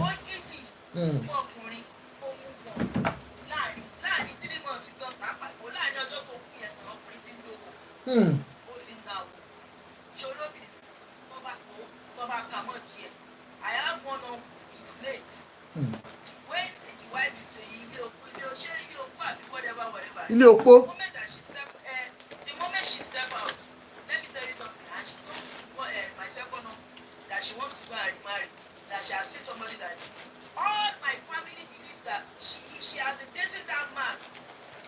before my last one died. Do you know that this woman too, she's now late too, they frustrated her. She Life. said that with what happened or where what meaning to come, but ẹjẹ kìí sọ fún yín tó bá yẹ pé obìnrin tó bá yẹ pé ọkùnrin ta ló máa frustrate kò jẹ́ tó máa frustrate ohun fọ ìwọ bí ìgbọ́lá bí ìgbọ́ ló kú lẹ́yìn ló ti lọ yìí wò àyíkò the only thing the family Women, let's learn. the only thing the family ẹ lè ṣe ni kó tọ́jú àwọn ọmọ lẹ́yìn yẹn ọ̀gbẹ́ni kò sí kankan kò tí ó wà ní lọ́mọ bá rí ẹ̀ ní wípé táwọn ọmọ yẹn bá tún dàgbà they will want to look for their father. Kábíyèsí Ọlọ́run. They will want to look for their father. So, as a women, yàrá ẹ̀ ń pray. Má lọ sí torí obìnrin ọkùnrin kan gbẹ́ bọ̀ kó pé wọ́n lò kó wọ́n lò nìyẹn. Thank you. Ẹni tí ò bá mọ̀ ọ́ lò wọ́n tún máa gba tiẹ̀ mọ́ra information tó ní ìyẹn o. Ẹ ṣé mà. So let's hear from, I think, who wants to talk? Ṣáyọ̀ bá fẹ́ sọ̀rọ̀ ní before ẹ fẹ́ chance wa. Èmi lè gbẹ́bọ̀ tí n bá nífẹ̀ẹ́ ọkọ sí tí lè ṣe fọkọ. Gbogbo wo lè sùn akọrin sí. Ayọ̀bá the champion. Ayé ọba làwọn lè gbẹ́bọ fọ́kùnrin, ẹ jẹ́ ká gbọ́. Àbọ̀tí ayé ọba wọn làwọn lè gbẹ́bọ. Ayọ̀bá tó sọ̀rọ̀ ṣé ìgbà ẹgbẹ́ tí wọ́n sọ yìí fún wa lórí platform. Ẹ jẹ́ ká gbọ́ wọn.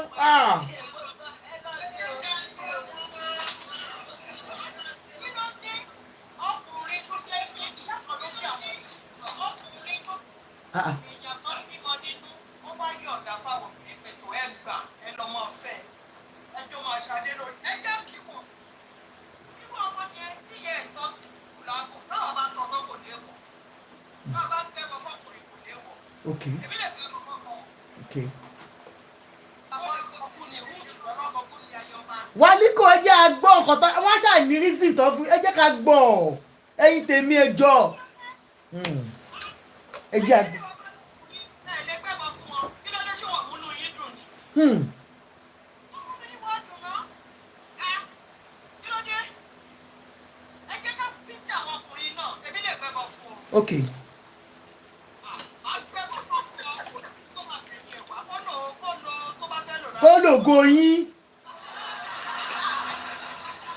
Wow. So everybody with their own perspective about things. Shall understand? Ayé ọba ẹni sùúrù ẹ yẹ kí n ṣàlàyé mọ́rọ́ ẹni sùúrù ẹ yẹ kí n ṣàlàyé fún wọn mọ́mí wa bùnmi ẹni sùúrù ẹ yẹ kí n ṣàlàyé fún wọn. Ayé ọba mo mọ̀ pé ṣẹ̀dé ni n tó ṣẹlẹ̀ ni pé ó ní story kan tó ń go round nísìn ẹ mọ Blessing CEO òun là ń sọ so wọ́n wá ní ọmọ tó kù yẹn pé gbogbo wàhálà tó ṣe pé òun náà ṣe ọ̀rọ̀ rituals gbogbo ẹ mọ̀ àlẹ́jì ni o wípé so làwọn èèyàn wá sọ pé pẹ̀lú bó ṣe lè jìyà pẹ̀lú ọkùnrin okay go on ma. Ẹni lẹ́nu yẹn ló sọ kò sí tó burú. Kí ni gbogbo wọn ní ayé tó bá ti pọ̀ tó bá ti jẹ́ kó gbèsè ẹ̀kú ọlọ́ọ̀bà. Ṣé mo ń bà mí àgọ̀ ló mọ́ ń pààyàn? Ọkùnrin á pè é. Ṣé wọ́n ní kẹ́mi náà mọ́ ń lò gbogbo wọn tọrọ jẹ lọ́wọ́ mi? Lọ́pọ̀ tèmi wọ́n lè wúlò fún mi. Yes. Okay ẹ kò wá sarcastic about it ni ṣé ẹ kò wá sarcastic ni pé àbí abẹ mí nẹ Kódà nínú tí bá jò 100 mi lè fún ọkùnrin ní àfúnú. bob mo sọ náà pé she was just being sarcastic okay I didn't know bàtà làwọn lè gbẹbọ fọkùnrin pé kó gbogbo àwọn.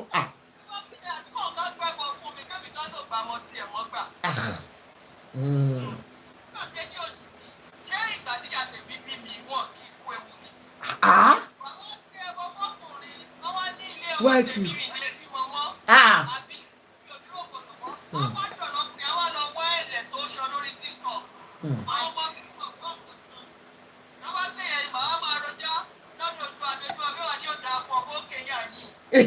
wá gbẹnu sí máìkì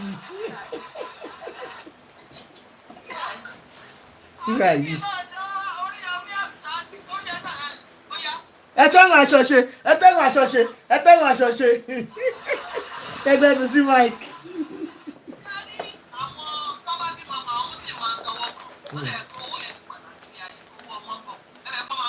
bẹ́ẹ̀ ni a ní ẹ̀sán owó ọmọ gọ ẹ̀yà.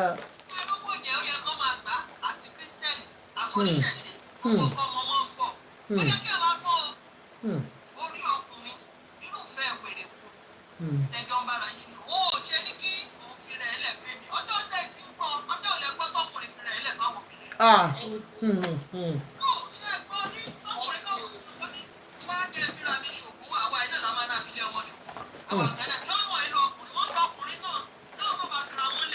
Kò léèwọ̀.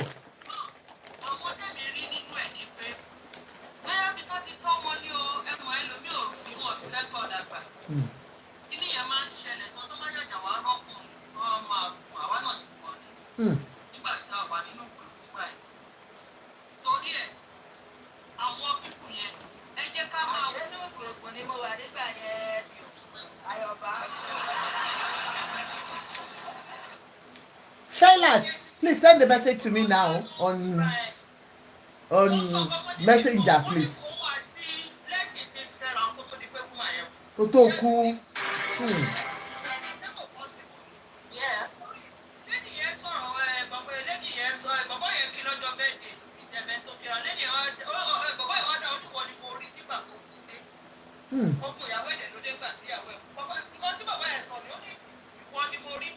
I said it now. She was like, she was against all other women.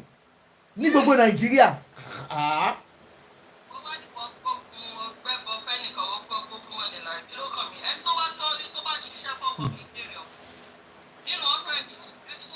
Place your order now. Just send a message to me in my. Kábíyèsí Ọlọ́run o. Ìgbà tí ṣẹ́fún ní ṣe ṣe o.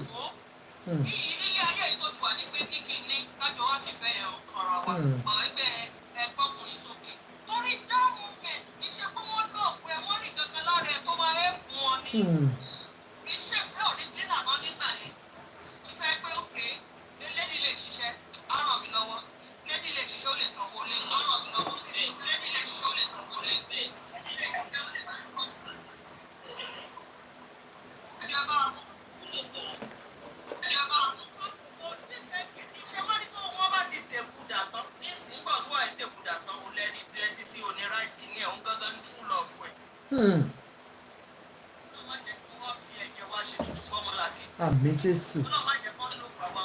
Àmín. Kábíyèsí Ọlọ́run.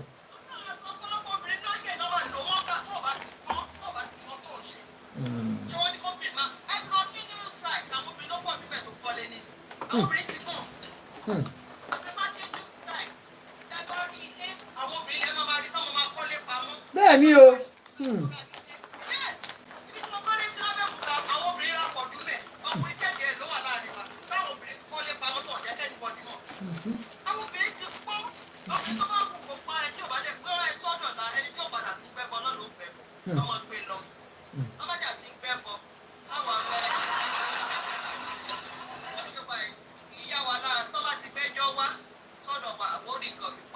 Bẹ́ẹ̀ ni aganu sí ni ayé máa ń ganu sí nìyẹn.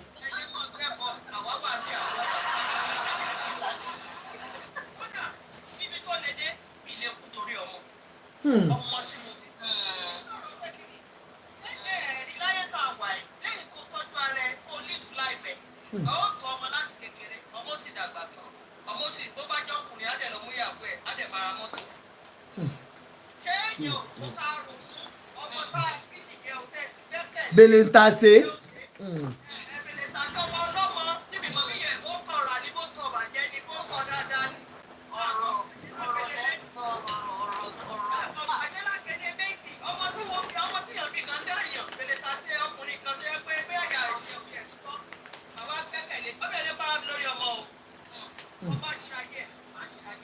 Kábíyèsí o.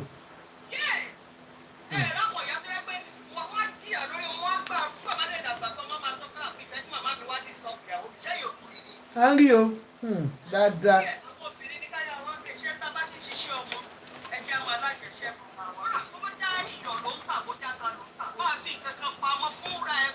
Ojú alẹ́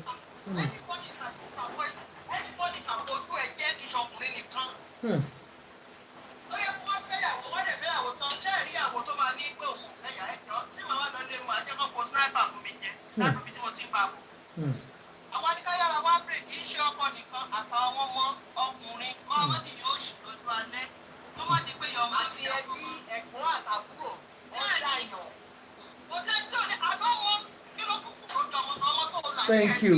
This is one of the lessons we learn every day. You see now, Anganusi and Kogbonio, not only your husband.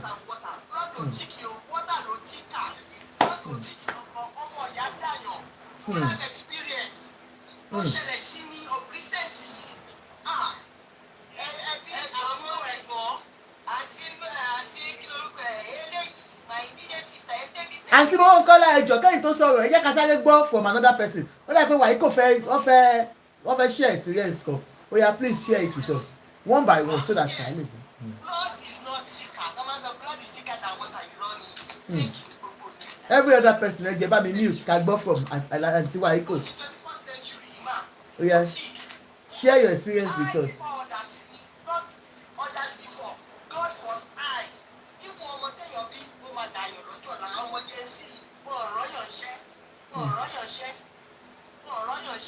Lẹ́sìn yẹn ó ti lójú tó lóun ọ̀gá jẹ gbére pàṣọ tó fi nà ìyàwó ó sì ń bọ̀ wá fi nà ó sì ń bọ̀ wá fi nà orí kan tó ṣẹlẹ̀ sí bọ̀bọ́ ni àtìyàwó ẹ̀ rọra step back lọ wájú tiẹ̀ ní na your father is nash orí ọmọ náà orí blessing yẹn ti gbálẹ̀ olóhùn relationship therapist talo ti help ó lè bí orí coconut bíbọ yẹn ọlọ́mọ ajá ṣe àṣegbé àṣedànù.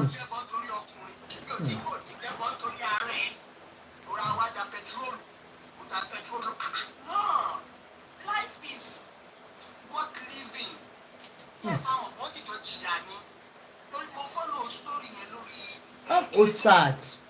Lórí IG nígbà kan gbà mí tó máa ṣe fídíò tó kàn máa sáré wá lórí IG tó máa wà níbi ọjà tó máa jó pé ó mú inú ara ẹ̀ dùn ní oníwọ̀ bàtà máa ń gùn bẹ́ẹ̀. Bí ó ń ra content ni. Létà àgbà tó wá pẹ́ mẹ́ àwọn agbọ́ gbogbo olóńgbẹ bọ́ ni. Ó tún lọ sí Badagry inú Badagry ó lọ bá òun tó lọ ṣe ojújú. Wọ́n lọ ṣe oògùn.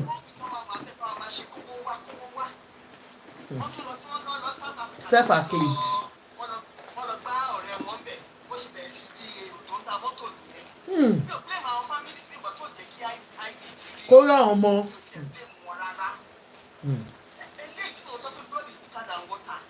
Ó ṣẹlẹ̀ sí ọ̀rẹ́ mi tímọ́tímọ́. Okay.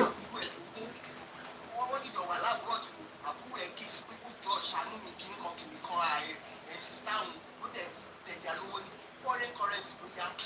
Wọ́n wá ní misunderstanding wọ́n á sọ ó ti yá òun èlò náà ló yá òun wọ́n á rí tán ní náírà. Wọ́n ní ṣé yẹn ṣe was that the agreement was that the àdéhùn ọmọ ìyá òun rèé o. Ẹ jọ̀ọ́ ẹ máa gbọ́ wọn fẹ́ sáré ṣe tíì ẹ má sọ̀rọ̀ lọ. Owó tí mi ò lè fún yàn mi ò yá yàn mọ́. Mi ò ní dájú mọ́ lọ́gbà ìlú tí mo dà ní ilé náà ọkọ̀ tí mo fẹ́ tí mo wá láti ṣèwé fún ta mú wá pàtó bẹ̀rẹ̀ sí mo mi London ó mú mi London lójú ẹ̀ wá là. Obìnrin ló ti lé mú obìnrin ló ṣe obìnrin ló mọ̀ ọ̀hún mi onígbà tó bìnrin bá pa yìí.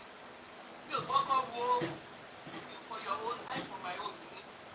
Yálẹ̀ tó bá ti ṣe alágbèjálẹ̀ mo bá bẹ̀rẹ̀ ní ibi tó ń tí wá ọkọ ìyàwó ló ń lọ síbi ọkọ ọtí tó ní ìyàwó ló wá kó bẹ́ẹ̀ iye ìbọnilé mọ́tò oníṣòwò tẹ́ lára ni tí obìnrin ò ṣe nǹkan dáadáa mi tó ti wá ní tó ń tẹ́ lára ní. ẹ jẹ́ ìdí ẹ̀ sórúkọ wọn ni ẹ sì gbàgbé ní mọ́mì ẹ bá ní jẹ́ ìdí ẹ̀ sórúkọ wọn. àti tó bá ṣe jáde báyìí àlọ́ kojú ẹ̀yìn àti kẹ́rù jáde lóko ni wọ́n oníṣòwò ti ṣe alábàárù ní nàìjíríà yìí ni. Máa bẹ̀ẹ̀ máa lọ ṣọ́ọ̀ṣì máa lọ gbàdúrà gbàdúrà mi ò tó bá máa lọ. Fún péré ṣe péré ìtàn máa ń pẹ́. Ọmọ ti káti bẹ̀rẹ̀ mú. Àwọn abájẹ sọ ọ́ ra. Níṣòwò ẹgbẹ́ náà máa lọ ó pọ̀ nígbà yìí lọ mú kí wọ́n sì wà. Ó bí wọ́n fún un. Bàkan náà ní bàtà níbi sọ́dá sáni náà ìwé lọ́dún sí Jamaica. Àwọn àgbà ọmọ ṣùgbọ́n ó ké ṣá. Nípa ṣe ìtọ́ ní kò fi para ló dà mú. Ṣùgbọ́n ó ké. Tó wà òkè bó tó tiẹ̀ dream tó máa dé lóyìnbó rí níwọ̀n ò dé lóyìnbó rí. Àwa nílò ṣé mo ojú ọmọ ojú lè fi social work àti stress. Bàbá ti ń wẹ̀ àtúwọ̀sọ tẹ́tẹ́ bá divorce ọmọ wa wà òun tọrọ mẹ́tẹ̀ẹ̀ta ló ní láyé bẹ́ẹ̀ni ọmọ òní pẹ́ kò ní ní reason láti pẹ́ ọmọ máa ṣorí rẹ ní ẹ̀wọ̀n mẹ́gà bàbá má ṣèyàwó ṣé bàbá ó wá bàbá ẹ̀ kí bàbá wa bàbá ṣe pọ́n ṣé kò ṣèyàwó ló wá bàbá sùn ṣé àgbọ̀ wọn pẹ̀lú láìfọ̀ ẹ̀ ó di princess ẹ̀ mélòó ẹ wò nísìnyí live your life for yourself ní ṣé ẹ wọ ọ̀rọ̀ kan no time to check time this life no get part two na only part one wọ́n tó lọ sọ́run wọ́n ṣàpadà wá sọ́kàn pé òun ṣe rí ibi lọ́run ibi láyé ibi ní hẹ́ẹ̀ ìka kò ayé èrè ṣe ọwọ́ wa mi ò gbọ́kùnrin sórí ọmọ mi ò gbọ́kùnrin sórí mo máa ń wáyà tó máa gbọ́kùnrin sórí tó máa ṣáájú tó máa ṣe àná bí iṣẹ́ màdí tó ń bá ti tẹ̀ mo ti jẹun mo retí o má retí o ó jẹ́ wọn àlejò oúnjẹ wọn adé lórúkọ kí lórúkọ tiẹ̀ lórúkọ mi láti sórúkọ tiẹ̀ wáyé ti ní olóòwò yẹn ọ̀ndrẹ́d ìbò ní àgbéyẹ̀tì mi lọ́dọ̀ Jésù ti máa padà lọ́dọ̀ Jésù. Yóò yẹ ẹgbẹ́ ṣáṣáyìn. Kí ló ti yọ ọ̀rọ̀ ẹgbẹ́ ṣáṣáyìn máa ń pàdé àwọn yẹn lọ fíjì màlá àwọn yẹn àti àwọn yẹn gádà. Tó bí mo ṣe ń bọ́ ọ̀rọ̀ mi lọ lẹ́bí bọ́sì wa ó rò bí a máa bẹ̀rù ni mo yá gbé wá ẹ̀rọ láṣẹ nǹkan tí mo ní ṣe nígbà mi àtọmọ mi pẹ́pẹ́pẹ́ àwọn gbogbo kí ní táyà lè dispose ajá yóò rí wa lọ I travel around the world ṣé mo live life mi àwọn ọ̀rẹ́ mi ní yóò ní ọkọ̀ mi mú ìwò tí ọba ti yẹ Dangote àbí dàbí ọkọ̀ yá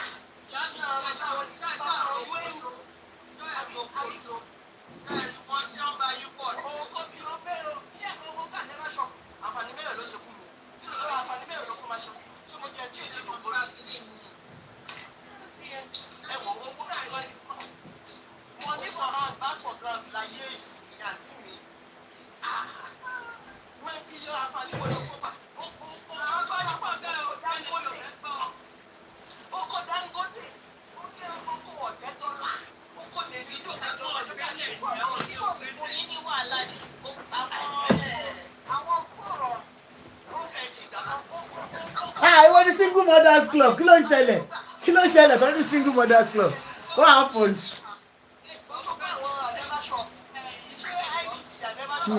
YQ vlog it's a lot to learn.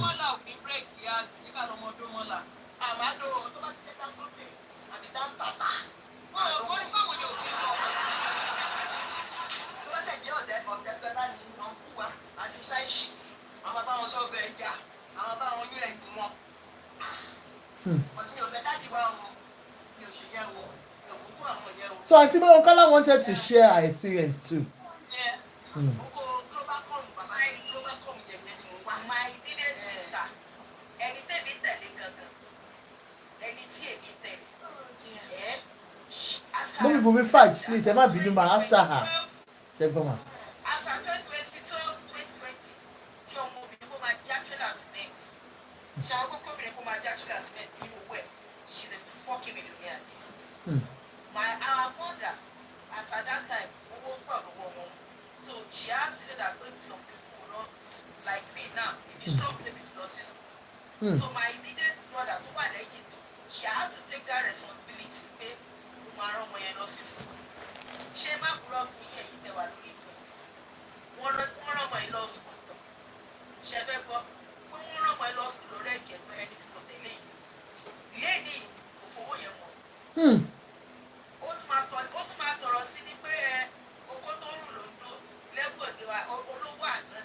Wow, ẹni tó rán lọ school. Ọmọ ìyá ẹ̀.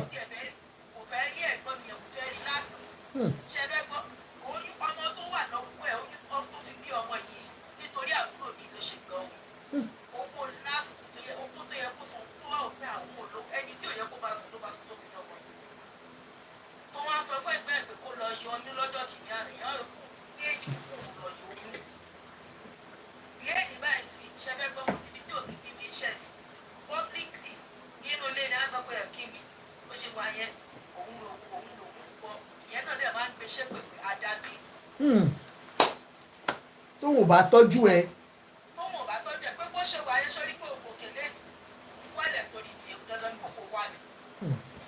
Ìkan tá à ń sọ̀tún fámì wa lọ́wọ́ ni mo rárá sọ fún yín. Kò sọ́mọ ìyá níbi kankan.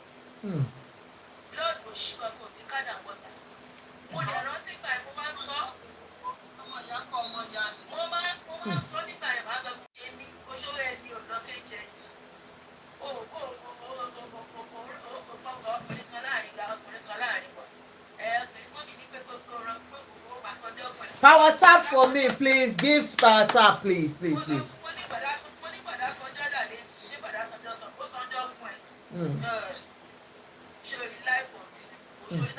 Every man for himself. Before I can think of anybody, I will think of myself first. Thank you. Thank you. Ẹ ṣé gan ni, sis. Mommy wa Bumi Faj, let's hear it from you. Ẹ káalẹ́ o. Ẹ káalẹ́ ma o. Ẹ káalẹ́. Yes, It's ma'am. always a pleasure to speak on this platform. Thank you, ma. It's rather sad, this people's issue, and only God knows how she came across. Because even if you look at her family background, Yeah, I don't really well know educated how- family.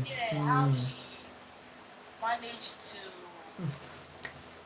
She found herself in this predicament. Well, she's late now. Not only that, the drug aspect as an issue as well. That side of, I don't know how she She got also herself involved. She just brought herself entangled in a lot of mess. It's a whole world of mess. And I would like to think that at the beginning of their relationship, because I think they have about 4 children. Five. Or more than that, yeah. Five. So for someone that's been with somebody with 5 children, things must have been good at a particular time as well. But I think because when I followed the story, it looks like the man was always cheating on her. Of course. Always constantly cheating. It's Ojú ẹ̀ kúrò lára àwọn Lagos girls. Ìgbà tó dẹ̀ ti ṣe pé ó tún ta mọ́tò. The exposure. Ìyẹn náà tún add mọ́ gbogbo possibly the exposure. And ìyàwó ilé ó ti wá fẹ́ di ọmọ ọ̀dọ̀ àsìkò ó ti gbá yẹn sí. Ẹgbẹ́. Ó ti gbà sí ẹ̀gbẹ́. Àwọn fresh blood ló dẹ̀ bẹ̀rẹ̀ sí.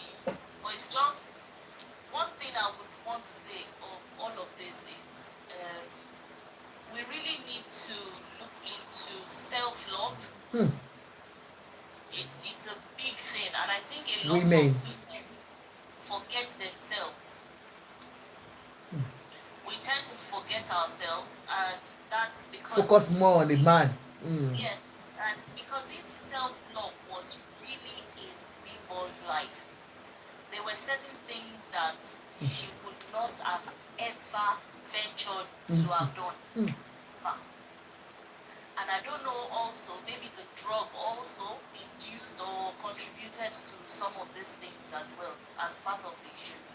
And bottom line, anyway, lesson today is please, women, let us love ourselves. Let us take care of ourselves. Let us put ourselves first.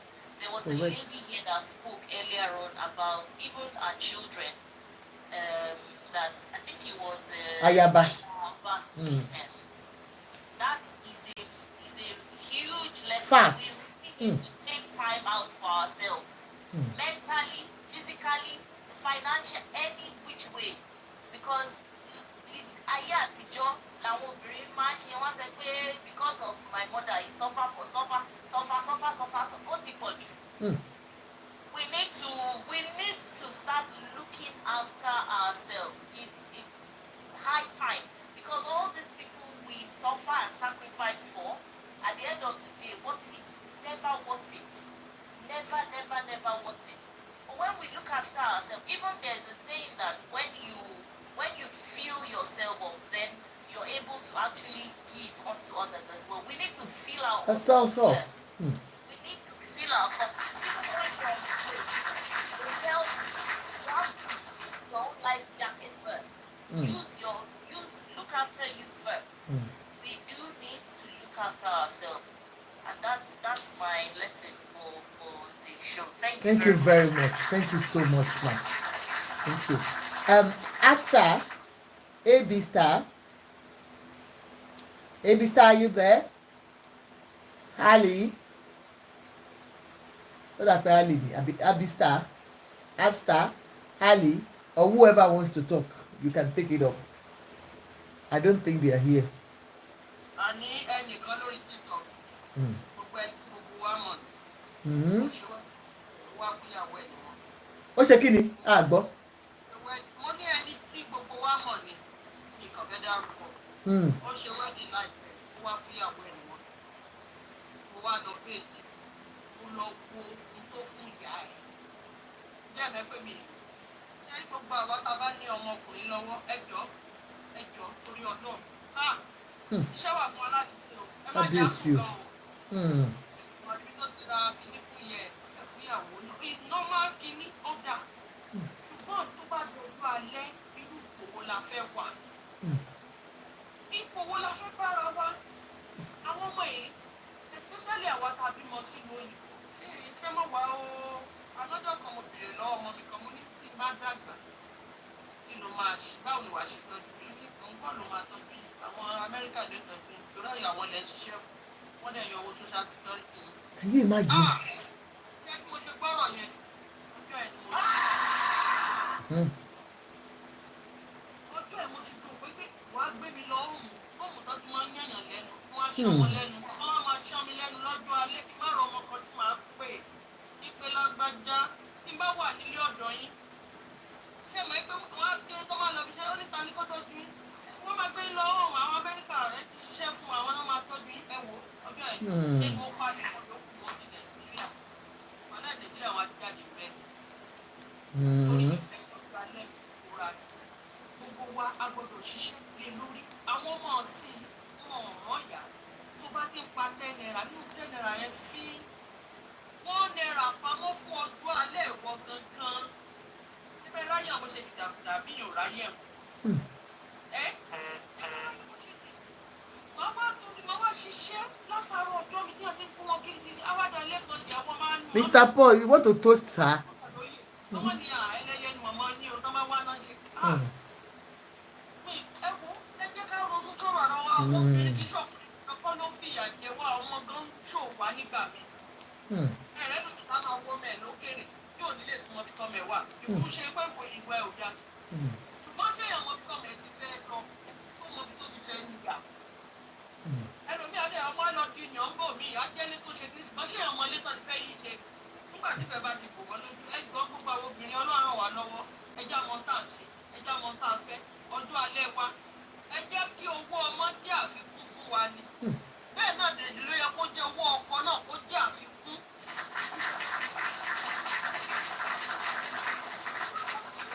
a máa fi lulẹ̀ ní pé a máa ń fi ìgbẹ́kẹ̀lé Bíbélì náà dẹ̀ sọ ó ní ègbé lópin fún ẹni tó fi ẹlẹ́ran ara ṣe gbẹ́kẹ̀lé ó tún wá sọ kankan ó ní ṣọ́ra fẹ́ni tó ń sùn ló kan àjẹ́ ẹjọ́ ta ló sùn ló kan àjẹ́ wọn débọ̀ kan ní Bíbélì ṣe sọ ni oníṣọ́ra fún ẹni tó sùn ló kan àjẹ́ ẹwà ní jẹ́ kó rí wá pé Bíbélì tí Bíbélì kan fìdí ẹ̀ múlẹ̀ ẹ́ nínú Bíbélì náà láti ó nẹ́nẹ́rẹ́ kò sí torí náà anybody can dá anybody ẹbí lè dá ẹ ọkọ lè dá ẹ kò sẹ́ni tó lè dá ẹ ó nẹ́nẹ́rẹ́ kò wọ́n ni ọmọ inú ẹ̀ kó dẹ̀ mọ tó ń ṣe àwọn bọ́kùnrin gbẹ́bọ kò wọ́ọ̀tì tó bá ń gbàdúrà 10 fọkùnrin wọ́n gba 35 fún rẹ̀ tí wọn náà bá ṣoríire kò lè wọ̀ èèwọ̀ obìnrin ṣeré obìnrin lálákìjà àwọn obìnrin ṣe tó dáa Ilé ayé. lọ́wọ́ tó bá fẹ́ràn mi àtọkùnrin wá bá mi gbélé bò dẹ̀ bá mi gbélé wá bá tiẹ̀ lọ. Huh? ọkọ ni kò tó fẹ́ mi ṣe ẹ̀kú ẹ̀ wọn ọ̀kọ́ bẹ́ẹ̀ olúkálukú ló ti kúrú bó ṣe ń bọ̀ ló ti gbé òkú ẹ̀ lọ́wọ́ ṣùgbọ́n torí bá délé ayé àti bìlífì fáwọn ọkọ ló gbọdọ̀ ṣoríire káwọn kó wá sọjọ́ fún ilé ẹ̀ sọjọ́ tẹ̀bí nínú 100 èyí tó sọjọ́ kò ní ju 20 lọ 80 wọn sọjọ́ wọn máa lọ ń wá ṣe gbogbo kí obìnrin yẹn ṣe tó pẹ́ bọ̀ yẹn àìmọye ẹlòmínà tó ń ṣe sacrifice pẹ̀lú àdúrà àìmọye ẹlòmíì ìgbà kan àdúrà ni àwẹ̀ àtàdúrà everyday àwẹ̀ àtàdúrà everyday mi ní ìyàwó lónìí every Wednesday sacrifice kan náà ni àìmọye àwọn obìnrin tó wá ń ṣe láyè sí àwọn pépà òun náà ń gbà tó gbàdúrà ẹlòmíì ò fáì mọ́ ẹlòmíì ti gbàwé ó ti lọ́ọ̀sà Ó ti gbẹ. ó ti gbẹ ṣe àwọn òkú òbí fíìtì àwọn ayálọ́mọ ètò dáa níta wọ́n ní àfisẹ́ ìgbé àwọn ọmọ tó dẹ̀ wá ń ta níta àwọn ògbọ́n pa àwọn ògbọ́n kankan gbogbo tó bá rí ilé ọlá gbogbo tó sùn ọbẹ̀ wọn ọ̀wọ́n yàn bóyá ṣé màá wá jẹ́ kó fi lè mi ṣàkílé ní ayé ọmọ ọdún tí màá tọ́lọ̀ nǹkan fún mi tí màá kó wá fi gbogbo gbèsè ayé mi ṣe rádaràdà ọlọ́run ràn wá lọ́wọ́ ọlọ́run dẹ̀ bá wa gbé ọ̀nì tí ó bá dẹ̀ jẹ́ pọ̀ àjẹ lọ́wọ́lọ́wọ́ ọlọ́run àbá aṣọ ọkọ̀ fún á fi mọ̀nà. Àmì o. Ọlọ́run tó máa ń fẹ̀dá mọ̀nà. Ìrìn àjò ilé ayé kì í ṣe tíyan lè kàn tán. Tó bá lọ tó bá máa gbé tó bá máa gbé ní ilé ẹ̀yìn orí gbọ́gbọ́ ẹni tó ń ṣọ̀nà náà. Tíyan máa gbọ́ tóní ẹ̀yìn ẹ̀wò nísìn. Ibi tẹ́rọ náà wá bà mí sí ẹ̀ẹ̀mọ̀ kankan àṣòro gbèjà ẹ̀ẹ́dẹ̀gbẹ̀jọ náà. Ṣé wá rí ó wá lè dọ́dọ̀ blessing tó mọ̀ wá mi gbọ́kàn tó sọ nínú interview tèmi ni ó nínú òun dùn ní olóhùn wà sad látìgbà tóun ti pàdé blessing ó ló kàn make òun happy ni òun. ó ṣe rí nìyẹn wọ́n bá lè lébẹ̀ gbọ́nà tún bless wọn lọ́mọ gbọ́nà ṣeré ẹ̀rù bàbá dáadáa ẹlẹ́ṣẹ̀ adé òkú tuntun. His ways are not our ways. ọlọ́run adé darí ẹ̀ṣẹ̀ ó lè jẹ́ ibi tí ó bá kalẹ̀ nìyẹn wọ́n bá ti wọ́n náà wọ́n ti fara wọn kalẹ̀ bó ṣe wà yẹn báwa ṣe ronú ó yàtọ̀ sí bọ́lọ̀ ṣe ṣe torí ẹ̀ wọ́n kàn jẹ́ kó ba tiẹ̀ jẹ́ bó bá ba tiẹ̀ jẹ́ ẹni tó ba tiẹ̀ jẹ́ yẹn ó lè lọ tọrọ dárí jẹ́ ẹ̀ṣẹ̀ lọ́la tọ́lọ́run adẹ̀ tó dárí láti máa ṣe dáadáa nú ayé ṣùgbọ́n ní pólíìsì ṣáà lè wá pé kó wá máa rìn lórílẹ̀ àlàyé ibẹ̀ ló yẹ ká ti fi ara wa lọ́gbọ́n wọn làbúrò máa gbẹ́bọ fọ́kùnrin wọn làbúrò torí ọkùnrin ó ní ìdìbò bọ́ọ̀tẹ̀ àti má ṣe wọn bá tó lè ṣe kàn ṣe é pé tí bá sọ kíní inú ní jẹ́ kó dùn mí oore tó yẹ ká máa ṣe nìyẹn pé ó kéré o ẹni at least bá ní 100,000 lọ́dún bá fún ẹ 10 nínú 10 yẹn mi lè mà lẹ́ẹ̀lára ṣe yẹ kó rí mi wọ́n torí gbogbo ẹ̀mí ẹ̀ tá a ti kó lé ní tó bá wá gbé wa gbálẹ̀ ló ṣe máa ń dùn wá láti wọn máa sán náà ní kiri wọ́n á ràn wọ́n lọ́wọ́ láti ràn wọ́n. Àmì o Romi, thank you so much o Ole, you want to come up Ole? Mo gbé yín wá lókè lẹ́ẹ̀kan olè àbí olè lẹ́ńjẹ́ go popular thank you so much Wumi, thank you so much Ole. Yes, ma'am. Ẹ káàsán sir, how are you sir? You are welcome. Ẹ ṣé gan ẹ madam ayé ọba.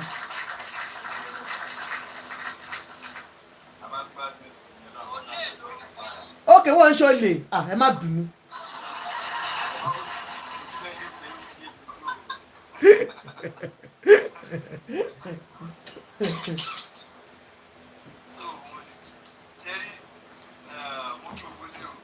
Ẹ káàbọ̀. ṣe rí ọ̀rọ̀ blessing. ọdún bàbá mi ṣe ń rí lọ́kọ̀ sí mi mo ti tẹ̀lé tipẹ́tipẹ́ àwa náà máa ṣe kékeré. Èyí náà máa ń ganu sí kiri ni.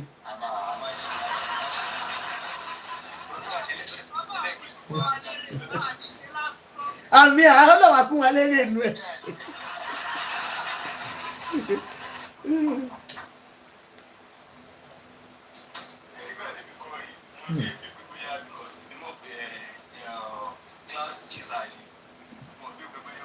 Exactly. Everybody thought she was cloud chasing. Yes. Hey God.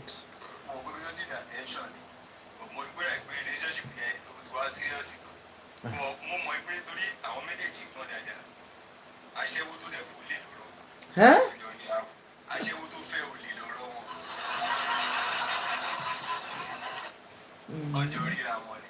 Awúráwo. Ni so àwọn méjèèjì àwọn méjèèjì mọ ọmọ wa ara wọn ibi tó ṣaláìsí yẹn lọ́kọ́ lómi fún ilẹ̀ Bimbo yẹn. Bimbo. wà láyé ó lómi fún kan. eléyìí kí àwọn àtàdé àwọn tó kù náà àtọ́gbà tó bẹ̀rẹ̀ ká lè máa fi káfí lè ṣàríkọ́ wọn ká lè máa fi kọ́ àwọn ọmọ wa báwọn tó bá wà lẹ́yìn wa èèyàn ní fi àfẹ́jù sí yẹn kò ṣe tó dáa. Àtọkùnrin àtobìnrin. Àtọkùnrin àtobìnrin ẹ̀dá ò gbọ́dọ̀ fi ẹ̀dá ṣe ẹ̀kẹ́lẹ́yà Ọlọ́run lè máa ń gbẹ́kẹ̀lé. And this love for beauty is a transaction but àwọn èèyàn kan mọ bọ́n ṣe ń dúnàdúrà ẹ̀ wọ́n kàn máa pariwo love. It's a transaction tó ṣàsọyé ẹ máa jọ ṣàsọyé èmi àti ẹ̀kọ́ ti sọ nílé mi àtàwọn ọ̀rẹ́ mi kan àjọsọ ẹjọ́ máa sọ àsọyé wọn láwọn kan gold digger kan everybody ní gold digger gold digger kan wá ló yàtọ̀. nígbà ń díìgì ló yàtọ̀. nígbà ń díìgì ló yàtọ̀. wọ́n tó lè pè ọ́ gold digger ìwọ náà tó gbé gold digger nígbà pé gold digger ló gbé kí ló dé tó lọ́ ń bọ́ òkúta ṣeré. òṣèwọ́ ní gold ẹgbẹ́ ìyàbò ní silver tó ti dúró òkúta ló ń bá. ó lè ṣẹ́ni tó gbókúta dání kó kàn máa kúta tó dé àwọn gold lọ́wọ́ tẹ kó má mọ̀ bó ṣe máa fi kó bí òtẹ̀ ní jẹ́ tiẹ̀ kó yẹ máa pọ́n láńdẹ̀. Gbà ó. so irú blessing yẹn sì ní eré mú gbọ́dọ̀ fẹ́ òkú yẹn. wọ́n ti fẹ́ ṣe wedding wọ́n ti they are doing photo ẹgbẹ́ yìí tèmi tẹ wà lórí ìsìlá ẹ̀ ṣàlàyé wọ́n ti fẹ́ ṣe wedding. mo rí àti rí kí owó ẹ̀dùn tí wọ́n ti fẹ́ ṣe tó bá fẹ́ bọ̀bọ̀ yẹn because bọ̀bọ̀ yẹn ò ṣe tó lè fẹ́ controversy ti tu ara bọ̀bọ̀ yẹn ju kó fẹ́ bọ̀bọ̀ yẹn lọ. tó bá fẹ́ bọ̀bọ̀ yẹn mo rẹ̀ rí post insider boys nǹkan tí yẹn sọ fún wa láì tó bá fẹ́ bọ̀bọ̀ yẹn ó kàn máa parí ẹ̀dá lónìí torí kò nílé kìsìtà tó bá yá. nǹkan tí bọ̀bọ̀ yẹn ṣe fún bọ́sùn àpẹẹrẹ máa ṣe fóun náà. 100%. wọ́n ti jọ ń gbéra wọn tó ń lọ fún yard cruise old cruise náà ṣe pé káàkiri tó ń ṣe pé yẹn ṣé ìmọ̀ pé gbogbo kìíní yẹn ta máa ń ṣe yẹn tó bá tásìkò tí ìjìyà ẹ̀ bá ṣe jìyà máa gbé ni tí mọ́mí sí omi tó bá dé láàrin ẹ̀ méjì àwọn nǹkan tó máa ń bá ìyẹn kò ṣe tán fún ní ọ̀nà ọ̀run pa. ẹ̀san kámà.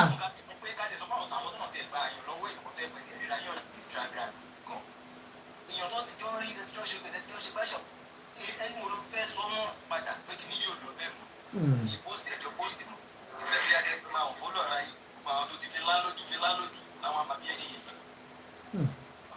so nǹkan tó máa ń kó bá wọn nìyẹn ìyẹn rẹ̀ ti sọ fún pé tó bá dánwó ẹ̀wù tó bá fẹ́ pọ́n ẹ̀ lóòótọ́ àwa wà bí àwọn òòrùn ìyàwó ètè lọ ọlọ́run èyí rẹ̀ bọ́ bí ọlọ́run kó bá yẹn lọ́dọ̀ ẹ̀ kó bá mi ìsìlẹ̀ fún lóòótọ́ aṣáára bí ayé lórí ìsìlẹ̀ tó lẹ̀ dá tuntun lọ. ọ̀rọ̀ ẹni yóò dá ẹ ti pẹ́jú ẹgbẹ́ lóòótọ́. ẹ̀ẹ́dà ara bí ayé yìí tó dá tuntun lọ. wàláì kí ni ìyókù ọ̀sẹ̀ yìí àwọn èèyàn àgbótọ́ ọ̀rọ̀ kan máa ń kú sọ̀rọ̀ tí tẹlifíwọ̀n nọ́mà ẹ̀ bá bèèrè wọ́n máa ní èèyàn wọ́n máa lóhùn first wife tó bá wọ́n fẹ́yàn kan tó wọ́n fẹ́yàn kan èèyàn kan á ní òun lọ́kọ kò sẹ́ni tó lọ́kọ. yóò wò sẹ́ni tó lọ́kọ ní gbogbo wa. kò sí ẹni tó lọ́kọ. ẹ ṣe sà ẹ ṣàlàyé fún wa bó ṣe jẹ́ ká ló wà lọ́kọ. àsìkò tó bá wà pẹ̀lú ìwọlùkúrẹ́ nígbà yìí ti champion forever wọ́n ẹ̀ champion ló wà. ẹ máa ní kí ni ìdí ìyá yìí. abẹ́ ní airport lẹ́jẹ̀ lẹ́jẹ̀ alábòsí. wọ́n láì jẹ́ jẹ́rìí mi lọ lórí pápá mi ìdíbà ẹlẹ́ẹ̀kejì ti máa ṣe jẹ́ ìwọ̀n bíbẹ̀. èèyà. máa ń lé sí ìfàmù ìlọ ẹ̀mọ́ á ní bá ṣe pé máa ń rí nǹkan jù láwa lọ. ju ti èyí so ti bá ní chance láti sọ̀rọ̀ báyìí sí I will tell you the fact and the truth that is the number. so nǹkan tó ṣẹlẹ̀ kí ẹ. ìyá ẹ̀ tí kò sí ní ọ̀tẹ̀ ẹ̀ rántí nǹkan tí mo sọ lọ́wọ́. ẹ sọ pé kò sí first wife kankan àbí kò sí ọkọ. bẹ́ẹ̀ni kò sí pé ní first wife máa ní òun lọ́kọ irọ́ ni. ìyá mi ṣe rí sometimes kọ́nà ṣàánú oníkálùkù ló máa kẹ́sàn pàdùbà wò. èmi ò kàn gbàdúrà kọ́nà fi mi ṣe pàṣẹ fún ìyàn ni. àtẹ̀mí náà lórúkọ Jésù. sometimes nígbà míì a máa ń ṣèrìn àtọkùnrin àtọkùnrin ni. that is why everybody you have to learn how to let go. When it's that time and know how to secure yourself. Before anybody go into relationship with know what you want and bá lè jẹ́ pé marriage lẹ́jọ́ sínú ẹ̀ gbọ́dọ̀ mọ̀ pé ẹbí ibi tó pọ̀ lọ ìjẹ́ni ti bá ṣẹlẹ̀ bẹ́ẹ̀ jẹ́ ìwọ̀n bàbá yìí tí mo gbé dání ṣe mo lè gbé sáré fúnra mi tí ó sì gbé ẹ̀mọ̀ àbáwọ̀ ẹ̀ tó bàbá mi fà á. ìyẹn làwọn baggage tó ń kó lọ àti ìlú máa kó jáde bẹ́ẹ̀ tí ó lè jáde kó tó sọ lẹ́ni single mother àti single father tí ó lè dá bùkátà yẹn gbé àti kẹjọ máa mú bẹ́ẹ̀. So èèyàn máa ń ṣe mistake nígbà míì. The first person tó kọ́ fẹ́ lè má jẹ́ ẹni right person ó jẹ́ second person ló má jẹ́ right person nígbà míì. Ó máa ń ṣẹlẹ̀ bẹ́ẹ̀ lórí gbogbo àwọn obìnrin àtọkùnrin àtọkùnrin wa iná ọ̀rọ̀ tàbí ń pàdé lágbára ìlú sọ pé níyàn kan ní right àti níyàn kan ní first. Ọlọ́run ṣàánú yọ ní àmọ́ gbogbo ẹ̀ ìdíyàn bá ti mú Ọlọ́run bá ti ní kó máa mọ́ lọ́wọ́ ìlú wa àti gbígbá léra ẹni lórí láti ẹ̀ka máa yán lọ gbogbo nílẹ̀ àádẹ́ẹ̀dẹ́ alágbára Ọlọ́run. Ẹ ṣé gan sir, thank you so much. Thank you. We really appreciate your contribution into this. Ọlọ́run, so many men. And then when you talk about sir, ẹ má bínú, like you have really made us proud by you telling us the truth, because so many of us know that affect both from ọkùnrin perspective. When it comes to domestic violence, ṣé ọkùnrin náà máa ń jẹ ìyà ẹ̀? Báwo lè ṣe máa ń cope as men? Why do you think you people cannot speak out?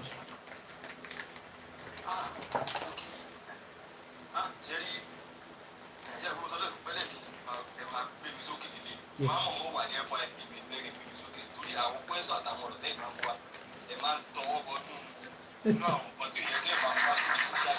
Akọ̀fẹ́ mọ̀ náà ni alẹ́ ni ẹ mọ̀ because like I said ẹ mọ̀ nǹkan sir, tẹ́ bá wo majority of men it's hard for them to speak out. Àǹtí kọ́kọ́ bá ṣe ẹ wo gàmá tọ́gún pamọ́ lé ní Canada yìí. Àmọ́ nǹkan tó ṣe ọkùnrin yẹn, àmọ́ nǹkan tóun náà go through initially tó fa gbogbo nǹkan bẹ́ẹ̀ yẹn. Ṣé understand? Compassionate ẹ káàbọ̀ mà.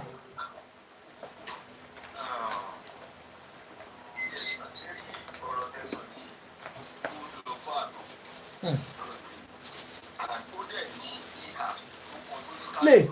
Thank you. Yes. Yes, sir.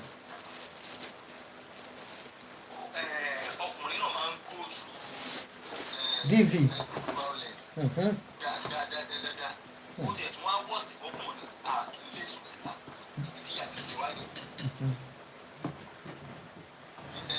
Bóyá àṣà àti ìṣe wa níbi táwa ti ń bọ̀ ó dà pé wọn ṣe bíbá àwọn ọkùnrin bíbá máa ń ké síta. Wọ́n máa ké síta o. Wọ́n ti ní kẹ́ máa ké ń bí. A ti sọ fún yín ẹ máa ké.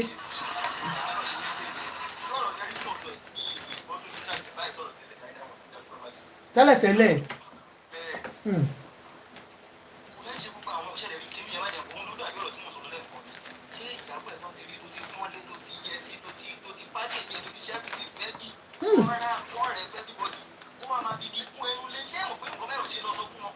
Kábíyèsí Ọlọ́run o.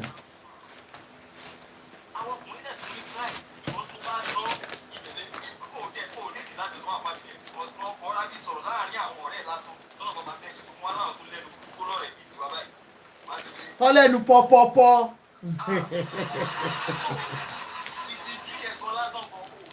Ó ń jẹ́ kí most men talk.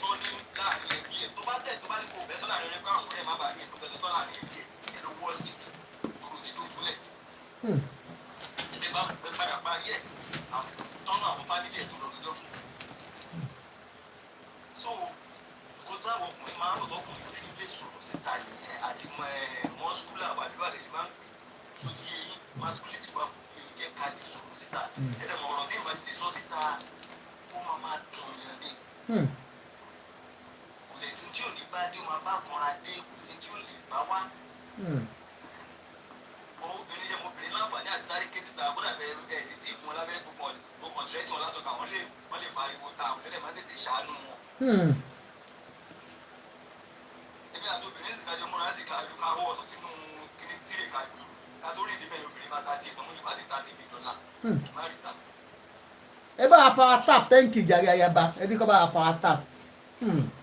Àǹfààní táwọn ní nìyẹn. Orí ẹ̀ ọkùnrin ò lè sọ̀rọ̀ kọ́lọ̀ ń ṣàánú wa ní dáàgójú náà pọ̀ kí gómìnà máa ṣàánú ọkùnrin ní kò yí sí. Pressure yẹn pọ̀. Ṣé ti family ti bí ẹ̀dùn fẹ́ sọ ni àbí ti bí ti lọ fẹ́ yàwó? àárín ọ̀rẹ́ tinú ilé tó ń gbé ti bí iṣẹ́ ẹ mọ̀ ohun tí wàá gbọ́dọ̀ gbogbo bá yẹn ibi tó yẹ kó fi àdàgbà ìgbọ̀rọ̀ sí tó jẹ́ lé. Ayaba fẹ́ bí question kan ó lè ọlá àbí. nínú ọkùnrin àti obìnrin. àwa méjèèjì náà ni. ta ló ń dà sí àwọn.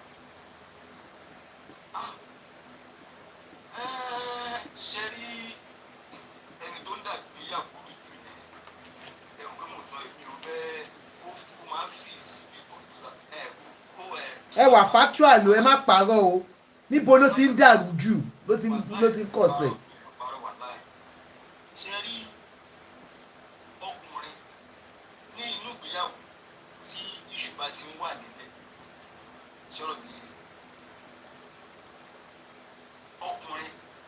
ọkùnrin máa ń ní àmúmọ́ra because ilé náà bí òde ni àfẹ́ kó kó bọ̀rọ̀ bí àgbèrè àbáṣe ti invest báṣe ti ṣe gbígbé báṣe ti ṣe gbá báṣe ti fọṣàwó ṣọ́rọ̀ mi but tó bá ti wá mú obìnrin ṣọ́rọ̀ mi tóbìnrin bá ti ta bẹ́ẹ̀rẹ̀ síta pé kò sí kankan mọ́ sí ọkùnrin bí pé tó ti mú ẹ tó ti ìbàṣírí òun tó ti tú síta yìí kò sí náà ó mọ̀ ààbò kankan mọ́ ó ti tú síta wọ́n ti rí wa already because aláṣìírí lobìnrin gbọ́dọ̀ dé kó tó lè fà á fà á gbọ́dọ̀ wà tó bá ti wá mú dẹ́ta yẹn tó because o respect ara ẹ o respect mi o respect ọmọ ẹ mi o respect family ẹ jẹ́ kó bọ́ síta so a ní láti mọ tó bá fẹ́ kó dì léèkì yẹn tó ọkùnrin ò ní kí ẹ̀ kó bàjẹ́ yẹn lẹ̀ má dàgbé yẹn má rí pé ọkùnrin ó ta tán. báyìí ọkùnrin ò kí ẹ̀ mọ́ àti ṣe single father ń ṣe problem ọkùnrin wọ́n gbóhùn ààrẹ lù mí obìnrin náà tètè decide irú nǹkan báyẹn o máa ní nǹkan tọkùnrin náà máa ti ṣe o torí obìnrin náà tó lè sọ pé òun fẹ́ fi ilé òun lẹ̀ o máa ní nǹkan tó rí àbí tó bá níbi tó lọ. God bless you. àti tó bá níbi tó lọ ó ti débi tó lọ ẹ̀rọ ọdún sọ pé a máa bọ̀ kò sí ọkọ̀ àṣù ni máa rú àyà àbúrò ìyá ẹ̀kọ́ máa bọ̀ a máa bá fún ìlú èdè mọ̀ àti àwọn tí bọ̀dá yìí mú sọ̀rọ̀ kò sí gómìnà ìjà ẹ̀ ti rí. kí ló wí sà àwọn tí. ṣé àwọn dáàdì mi. àwọn tí dáàdì yìí là ń sọ. àwọn dáàdì mi á gba ìyàwó níyàwó. àwọn tí dáàdì yìí náà máa gba ìyàwó níyàwó. èmi ò mọ yẹn o. ọjọ́ máa pọ́n máa sọ ọmọ ẹ máa fò ní máa rú àwọn máa bọ̀ ní mọ̀ nígbà máa fún ẹ ojúmọ́ làwọn pa. bó o ní ọkọ ẹ bó o bẹ́ẹ̀. ṣé bá ṣe ń sọ nìyẹn. tó bá tún sọ̀rọ̀ àwọn afọ́yà ẹ̀ lẹ́nu. kábíyèsí ọlọ́run. irú kí lèyí ọmọ ní fowó ṣe ọmọ. mo fẹ́ bèrè ní wípé àwọn obìnrin tẹ máa ń fẹ́ fún bíi 20 years 25 years 15 years. compassion. tó dé tẹ ṣe máa lọ ń pa ẹlòmíì lẹ́yìn tẹ ti bá wa tán ṣọ́bọ̀ wọ òògùn mọ́ ni. wà ń tòbò. orí àpẹjọ yẹn ni ló gbalẹ̀ 20 years bó lèyàn tó fẹ́ lọ mọ́ kí ló fẹ́ lọ wákàtí ní ẹ̀ máa wà kù 20 years lọ bá ojúkòkòrò lè ní ká ẹ̀kún lóòótọ́ nígbà míì ó dìbẹ́ lórí èmi máa ń tún wo status ẹni yẹn sọ̀rọ̀ ní eyín ó dìbẹ́ lórí irú èèyàn tó bá jẹ́ àti agreement tó bá wà láàrin. agreement wo ló fẹ́ wà láàrin yín pé after 20 years of marriage 30 years were together. so agreement wa wà pé tí a bá ti pé 20 years o àti láti darúgbó o n máa fẹ́ lòmíì o.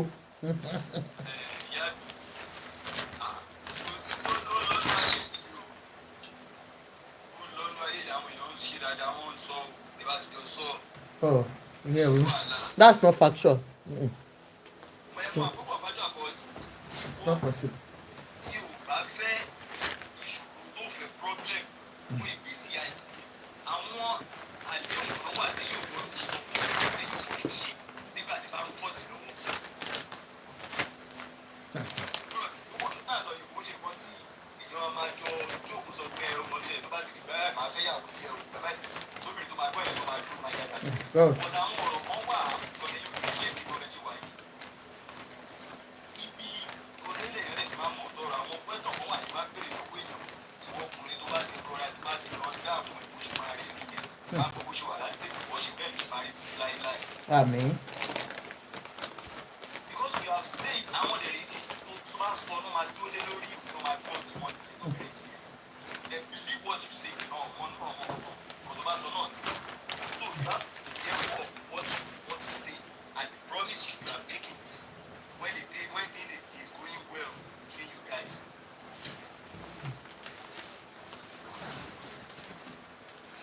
What oníkálukú ló lọ bẹ jèrè ẹ nínú àwọn obìnrin náà fàdé náà bẹ jèrè ẹ lọ ìgbà tó bá ti lọ dárí kò bẹta bọ̀bọ̀ sí ìgbà tó bá dé bẹ̀rẹ̀ kí máa ronú kí máa lè jáde tó bá di wọ́ọ̀sì tó mọ̀ pé gbogbo àwọn ọmọ oníkálukú máa lọ rẹ̀ wàá ẹni ló ṣe gbogbo. ìgbà tẹ́ ẹ fẹ́ tó máa lọ́ọ̀lọ́ kí ló dé tẹ̀sí máa ń jẹ́ kí àwọn obìnrin kan forí ṣe kan fọ̀rọ̀ ṣe àwọn obìnrin tẹ́ padà máa ń fẹ́ gbà tó bá dé kí ló dé nígbà tí ò lówó fẹ́ tẹ́ bá fẹ́ fẹ́ mẹ́ta gbà ẹ̀ tẹ́ ẹ̀ ṣe fẹ́ mẹ́ta. sáwọn obìnrin yẹn máa dé fẹ́ náà lọ. Ara fashion, thank you. sáwọn obìnrin yẹn máa gbà fọ́ fẹ́ mẹ́ta fọ́ fẹ́ méjì. No, gbàtẹ́ ẹ̀ lówó lọ́wọ́ ẹ̀yin gò ní oko yóò kí ń le síta tówó bá dé lè ṣe máa mọ.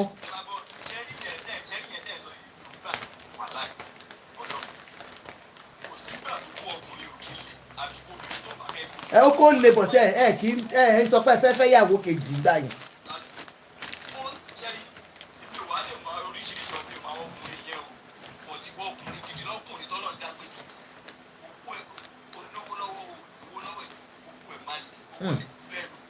àtàwọn tó fẹ́ bá sọ̀rọ̀ kọ́ rí bá kan bí àwọ̀ ọ̀gbẹ́ bí akíní yẹn àwọn ọkùnrin náà gbé ṣùgbọ́n ọkùnrin ṣe kéré tó ọkùnrin náà ni. Tọkùnrin abẹ́ ṣe ṣe ọkùnrin máa ṣiṣẹ́.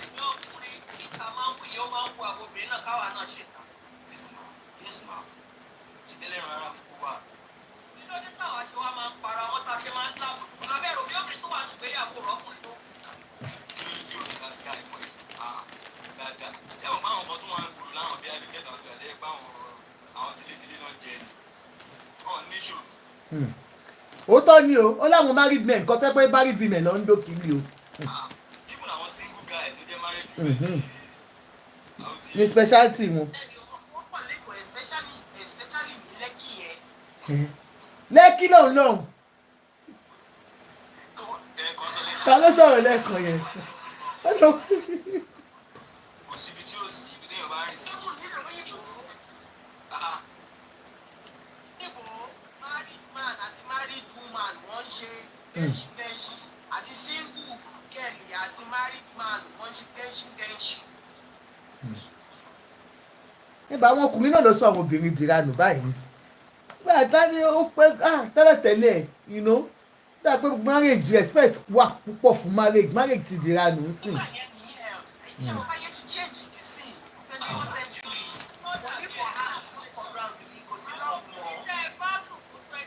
Ara fashion, thank you so much.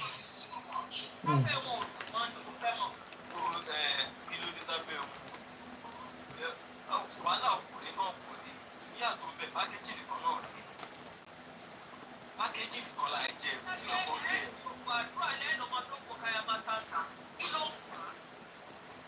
Ṣé rí èmi ò ní sọ àwọn ọkùnrin bí òkú ẹ̀ èmi máa ń sọ ìwọ tó bá ìwọ girlfriend mi ti bá dùn náà lura tí wọn náà bá rí káyà máa ń dá nìyẹn.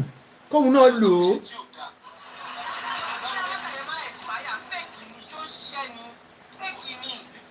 Original ti ẹ̀ wá gbóná tí ẹ̀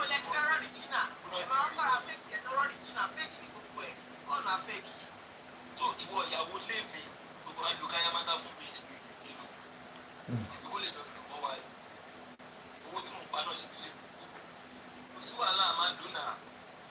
Ìbígẹ́ẹ̀dì kan wà lórí àìjígbà kan ọmọ Haúsá yẹn lọ́dọ̀ ní káyà máta.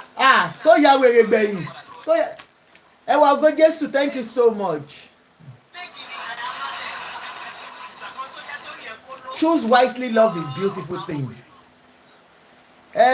Kí ló gá yẹn ń jẹ náà tó ló ń lo drug ló ń lo substance.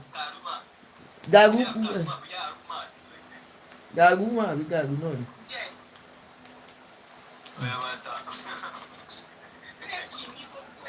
Kẹ́bẹ́sì sọ pé àwọn ọmọ ẹ̀ tó máa lo kàyámà tà fáwọn.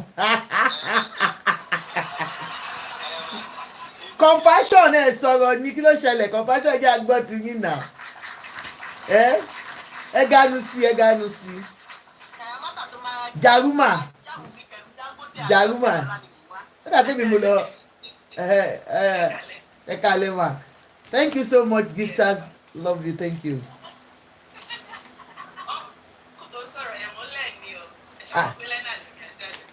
Lẹ́nà nìyí. Ẹ̀yin máa ń kọ́ṣẹ́ ni. To make sense seriously. Wọ́n máa ń sọ̀rọ̀ to make sense o. Ẹ̀gbọ́n yẹn sọ̀rọ̀, wọ́n sọ̀rọ̀ dáadáa. And then wọ́n sì nípa popular perception of single mothers. Tó bá ti jẹ́ single mother, wọ́n sì pè pé ó ti translate baby again. Ṣé ra mi kiri? Orí bẹ́ẹ̀. Ó ṣe pé èèyàn lójú láti ṣe single mother. Ìgbà míì ó lè jẹ́ circumstances. Ló sọ ẹ́ jù. Ó wà láǹtẹ̀.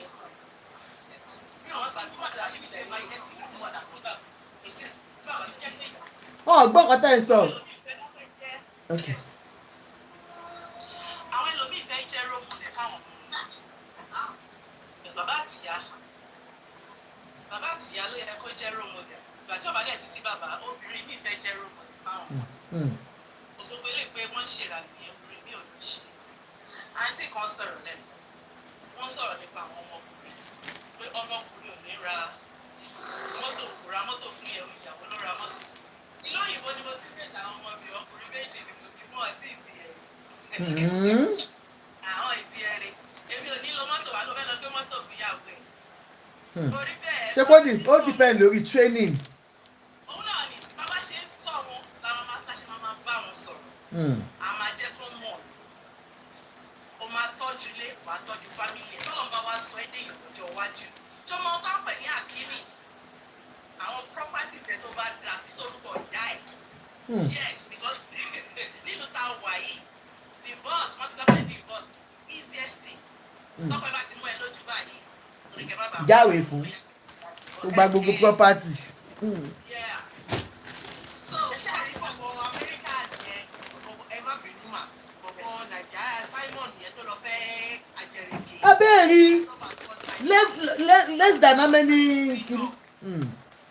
Ìyàwó bá gbogbo ẹ̀ kí sì ló wá kó ló wá jẹ́nu sí máìkì sí pé òun rò bóyá ó lọ́ọ̀bù òun ni kò tẹ̀ mọ̀ kó lè ní ìsí ìpele tó ní ti sáyé. wọ́n lọ́dẹ̀ tí wọ́n lẹ̀.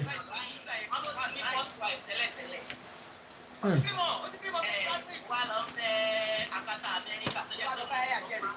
Ìwọ́n tó lọ fẹ́ kà. Wọ́n dì náà yẹ. Yeah.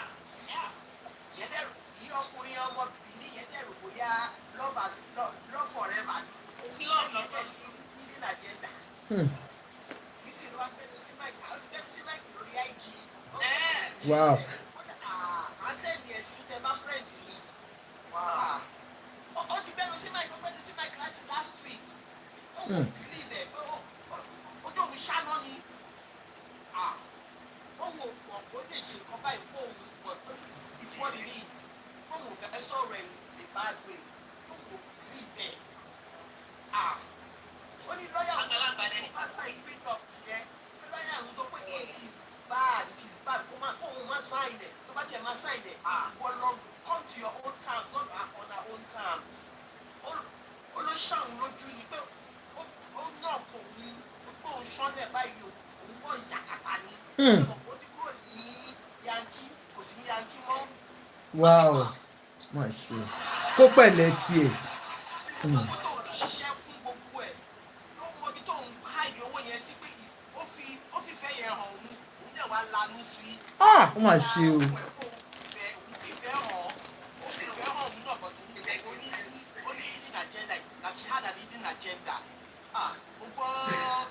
vlog èmi kò ní pẹ́ lọ sùn ẹ má worry we will go and sleep soon because me too I'm working in the morning. T-Baby, thank you so much. So, it's so sad that, men are going through it, women are going through it. But the essence of this show tonight is just for us to know the truth about women be guided when it comes to love. And men too, on both sides. We should be mindful of what domestic violence is. No matter how it looks, men should be able to speak out in case you're going through it. And for this particular case we treated today on Blessing CEO's own, one thing we are very sure of, or we might not be, don't let me be too sure of it, allegedly, that they might have been dating while the wife was alive or whatsoever, even though for the fact that you are a professional and you treated that case and you took it upon yourself to back the man, to stand by him, and you decided to use his vulnerability to let him fall in love with you or whatsoever, it is as bad as anything. And for IVD, whatsoever his name is, you shouldn't expect, and everyone accepts reasons with us that no matter what, you don't expect your late wife's family to accept you having the children with you. It is not possible. There was so much violence in the relationship between you and your ex-wife, to the extent of her crying, and then there was allegation of substance misuse too. So definitely no parents will want to leave, no grandmother or the siblings will want to leave. And then this particular lady that you are with now has said it publicly that she's free for buying, that she can do anything and do and undo.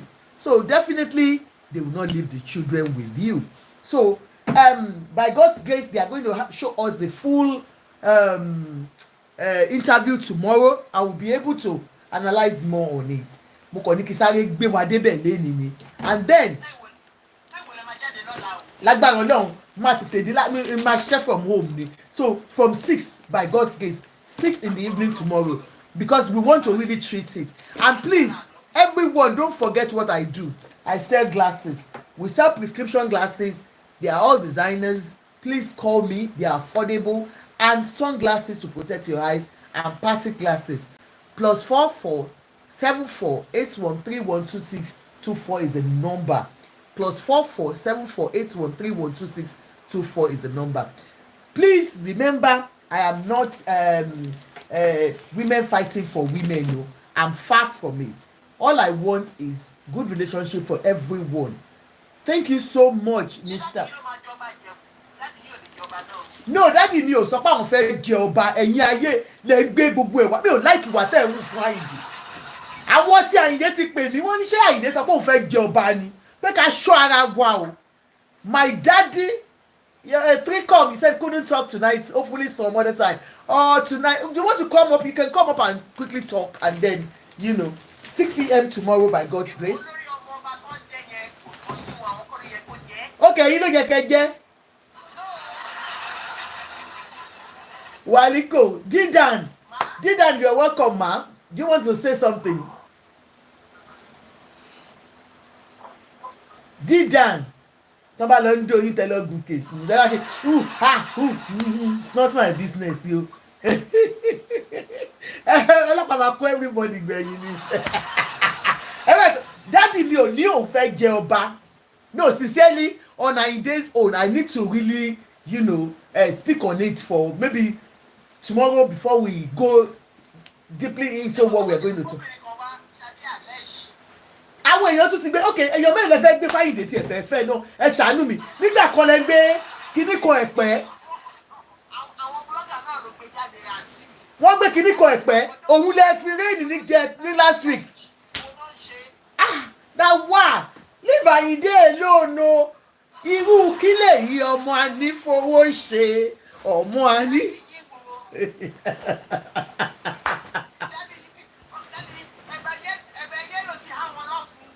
Ẹ̀bà yẹ́lò tó jáwèé fún wa, ẹ fi yẹn sílẹ̀, ìyẹn jáwèé fún wa ni. a dẹ̀ máa káàṣì ẹ̀ a máa mú níjẹ̀bù tá a bá ra gbá níjẹ̀bù ó máa fẹ́ o n ta máa ṣe fún ní ìjẹ̀bù a ó ṣòro fọmọdé yìí o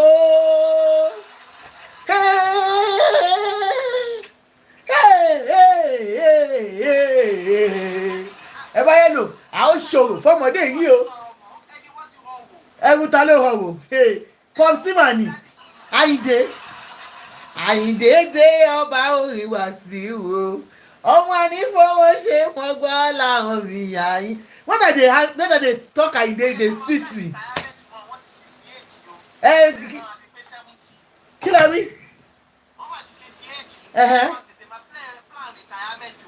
ṣe báwọn plan yẹn.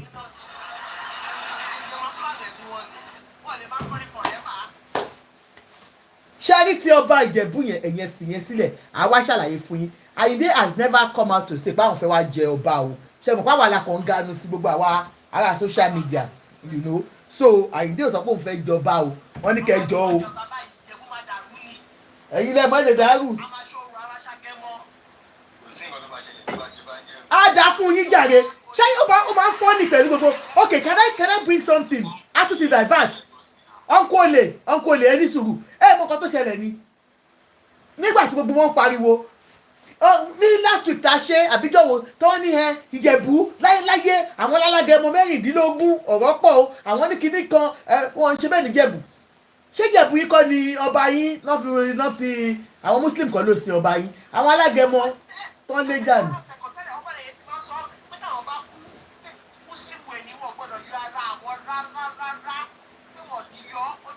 Tí understand nǹkan tá à ń tọ́ ẹ̀ láti sọ ni pé gbogbo ẹnu tó ń ní níjẹ̀bú wípé láyéláyé ọ̀pọ̀ ṣe wá fi àwọn alágẹmọ ṣe wá gbé àwọn aláàfáà táwọn aláàfáà lọ.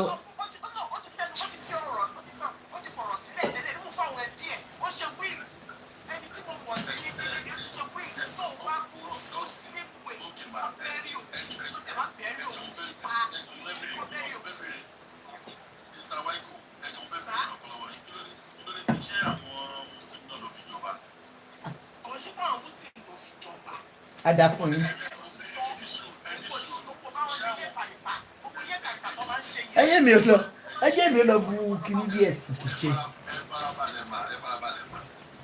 ṣé àwọn muslim ló fi jọba?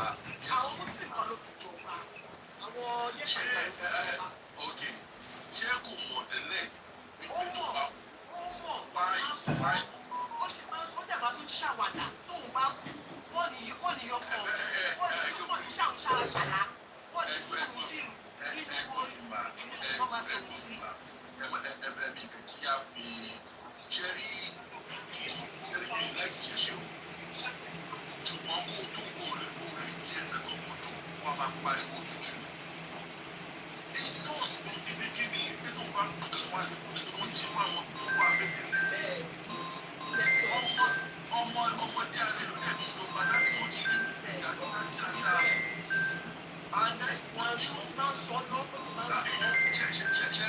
ṣẹ́rí controversy tó dá sílẹ̀ yìí á fa ìwọ̀n tó bá náà máa ṣẹlẹ̀ nítorí pé àwọn ní ìpàdé ẹ̀rí pé ọba tó ti sọ lọ́rọ̀ ẹ̀. ó ti wọlé ìgbé pọ̀ lẹ́kọ̀ọ́ àwọn ẹ̀gbọ́n mi ẹ̀wọ̀n náà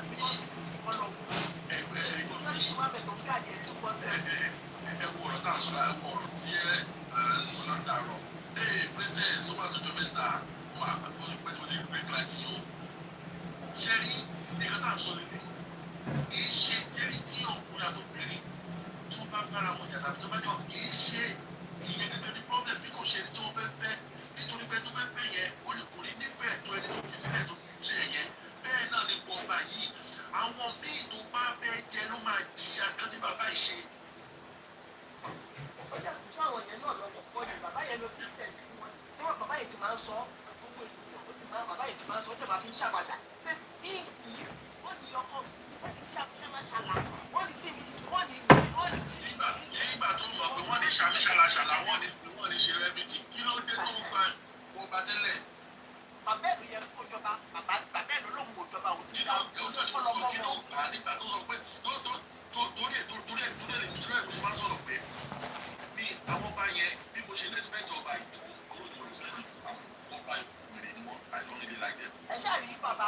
bàbá tó wá látàmẹ́ta Christian pásítọ̀ rìdíìmù yẹn náà tóun náà ti lọ jẹ ọṣọ́run ọ̀fọ̀ Ògbómọ̀ṣọ́ tóun náà bá kú sí. Ṣọ̀ún mà ti ń sọ̀rọ̀ sí i. Ẹ jẹ́ kí. tóun náà bá kú sí ọmọ ní Christian wẹ̀ ní kọ́ńbẹ́rì o.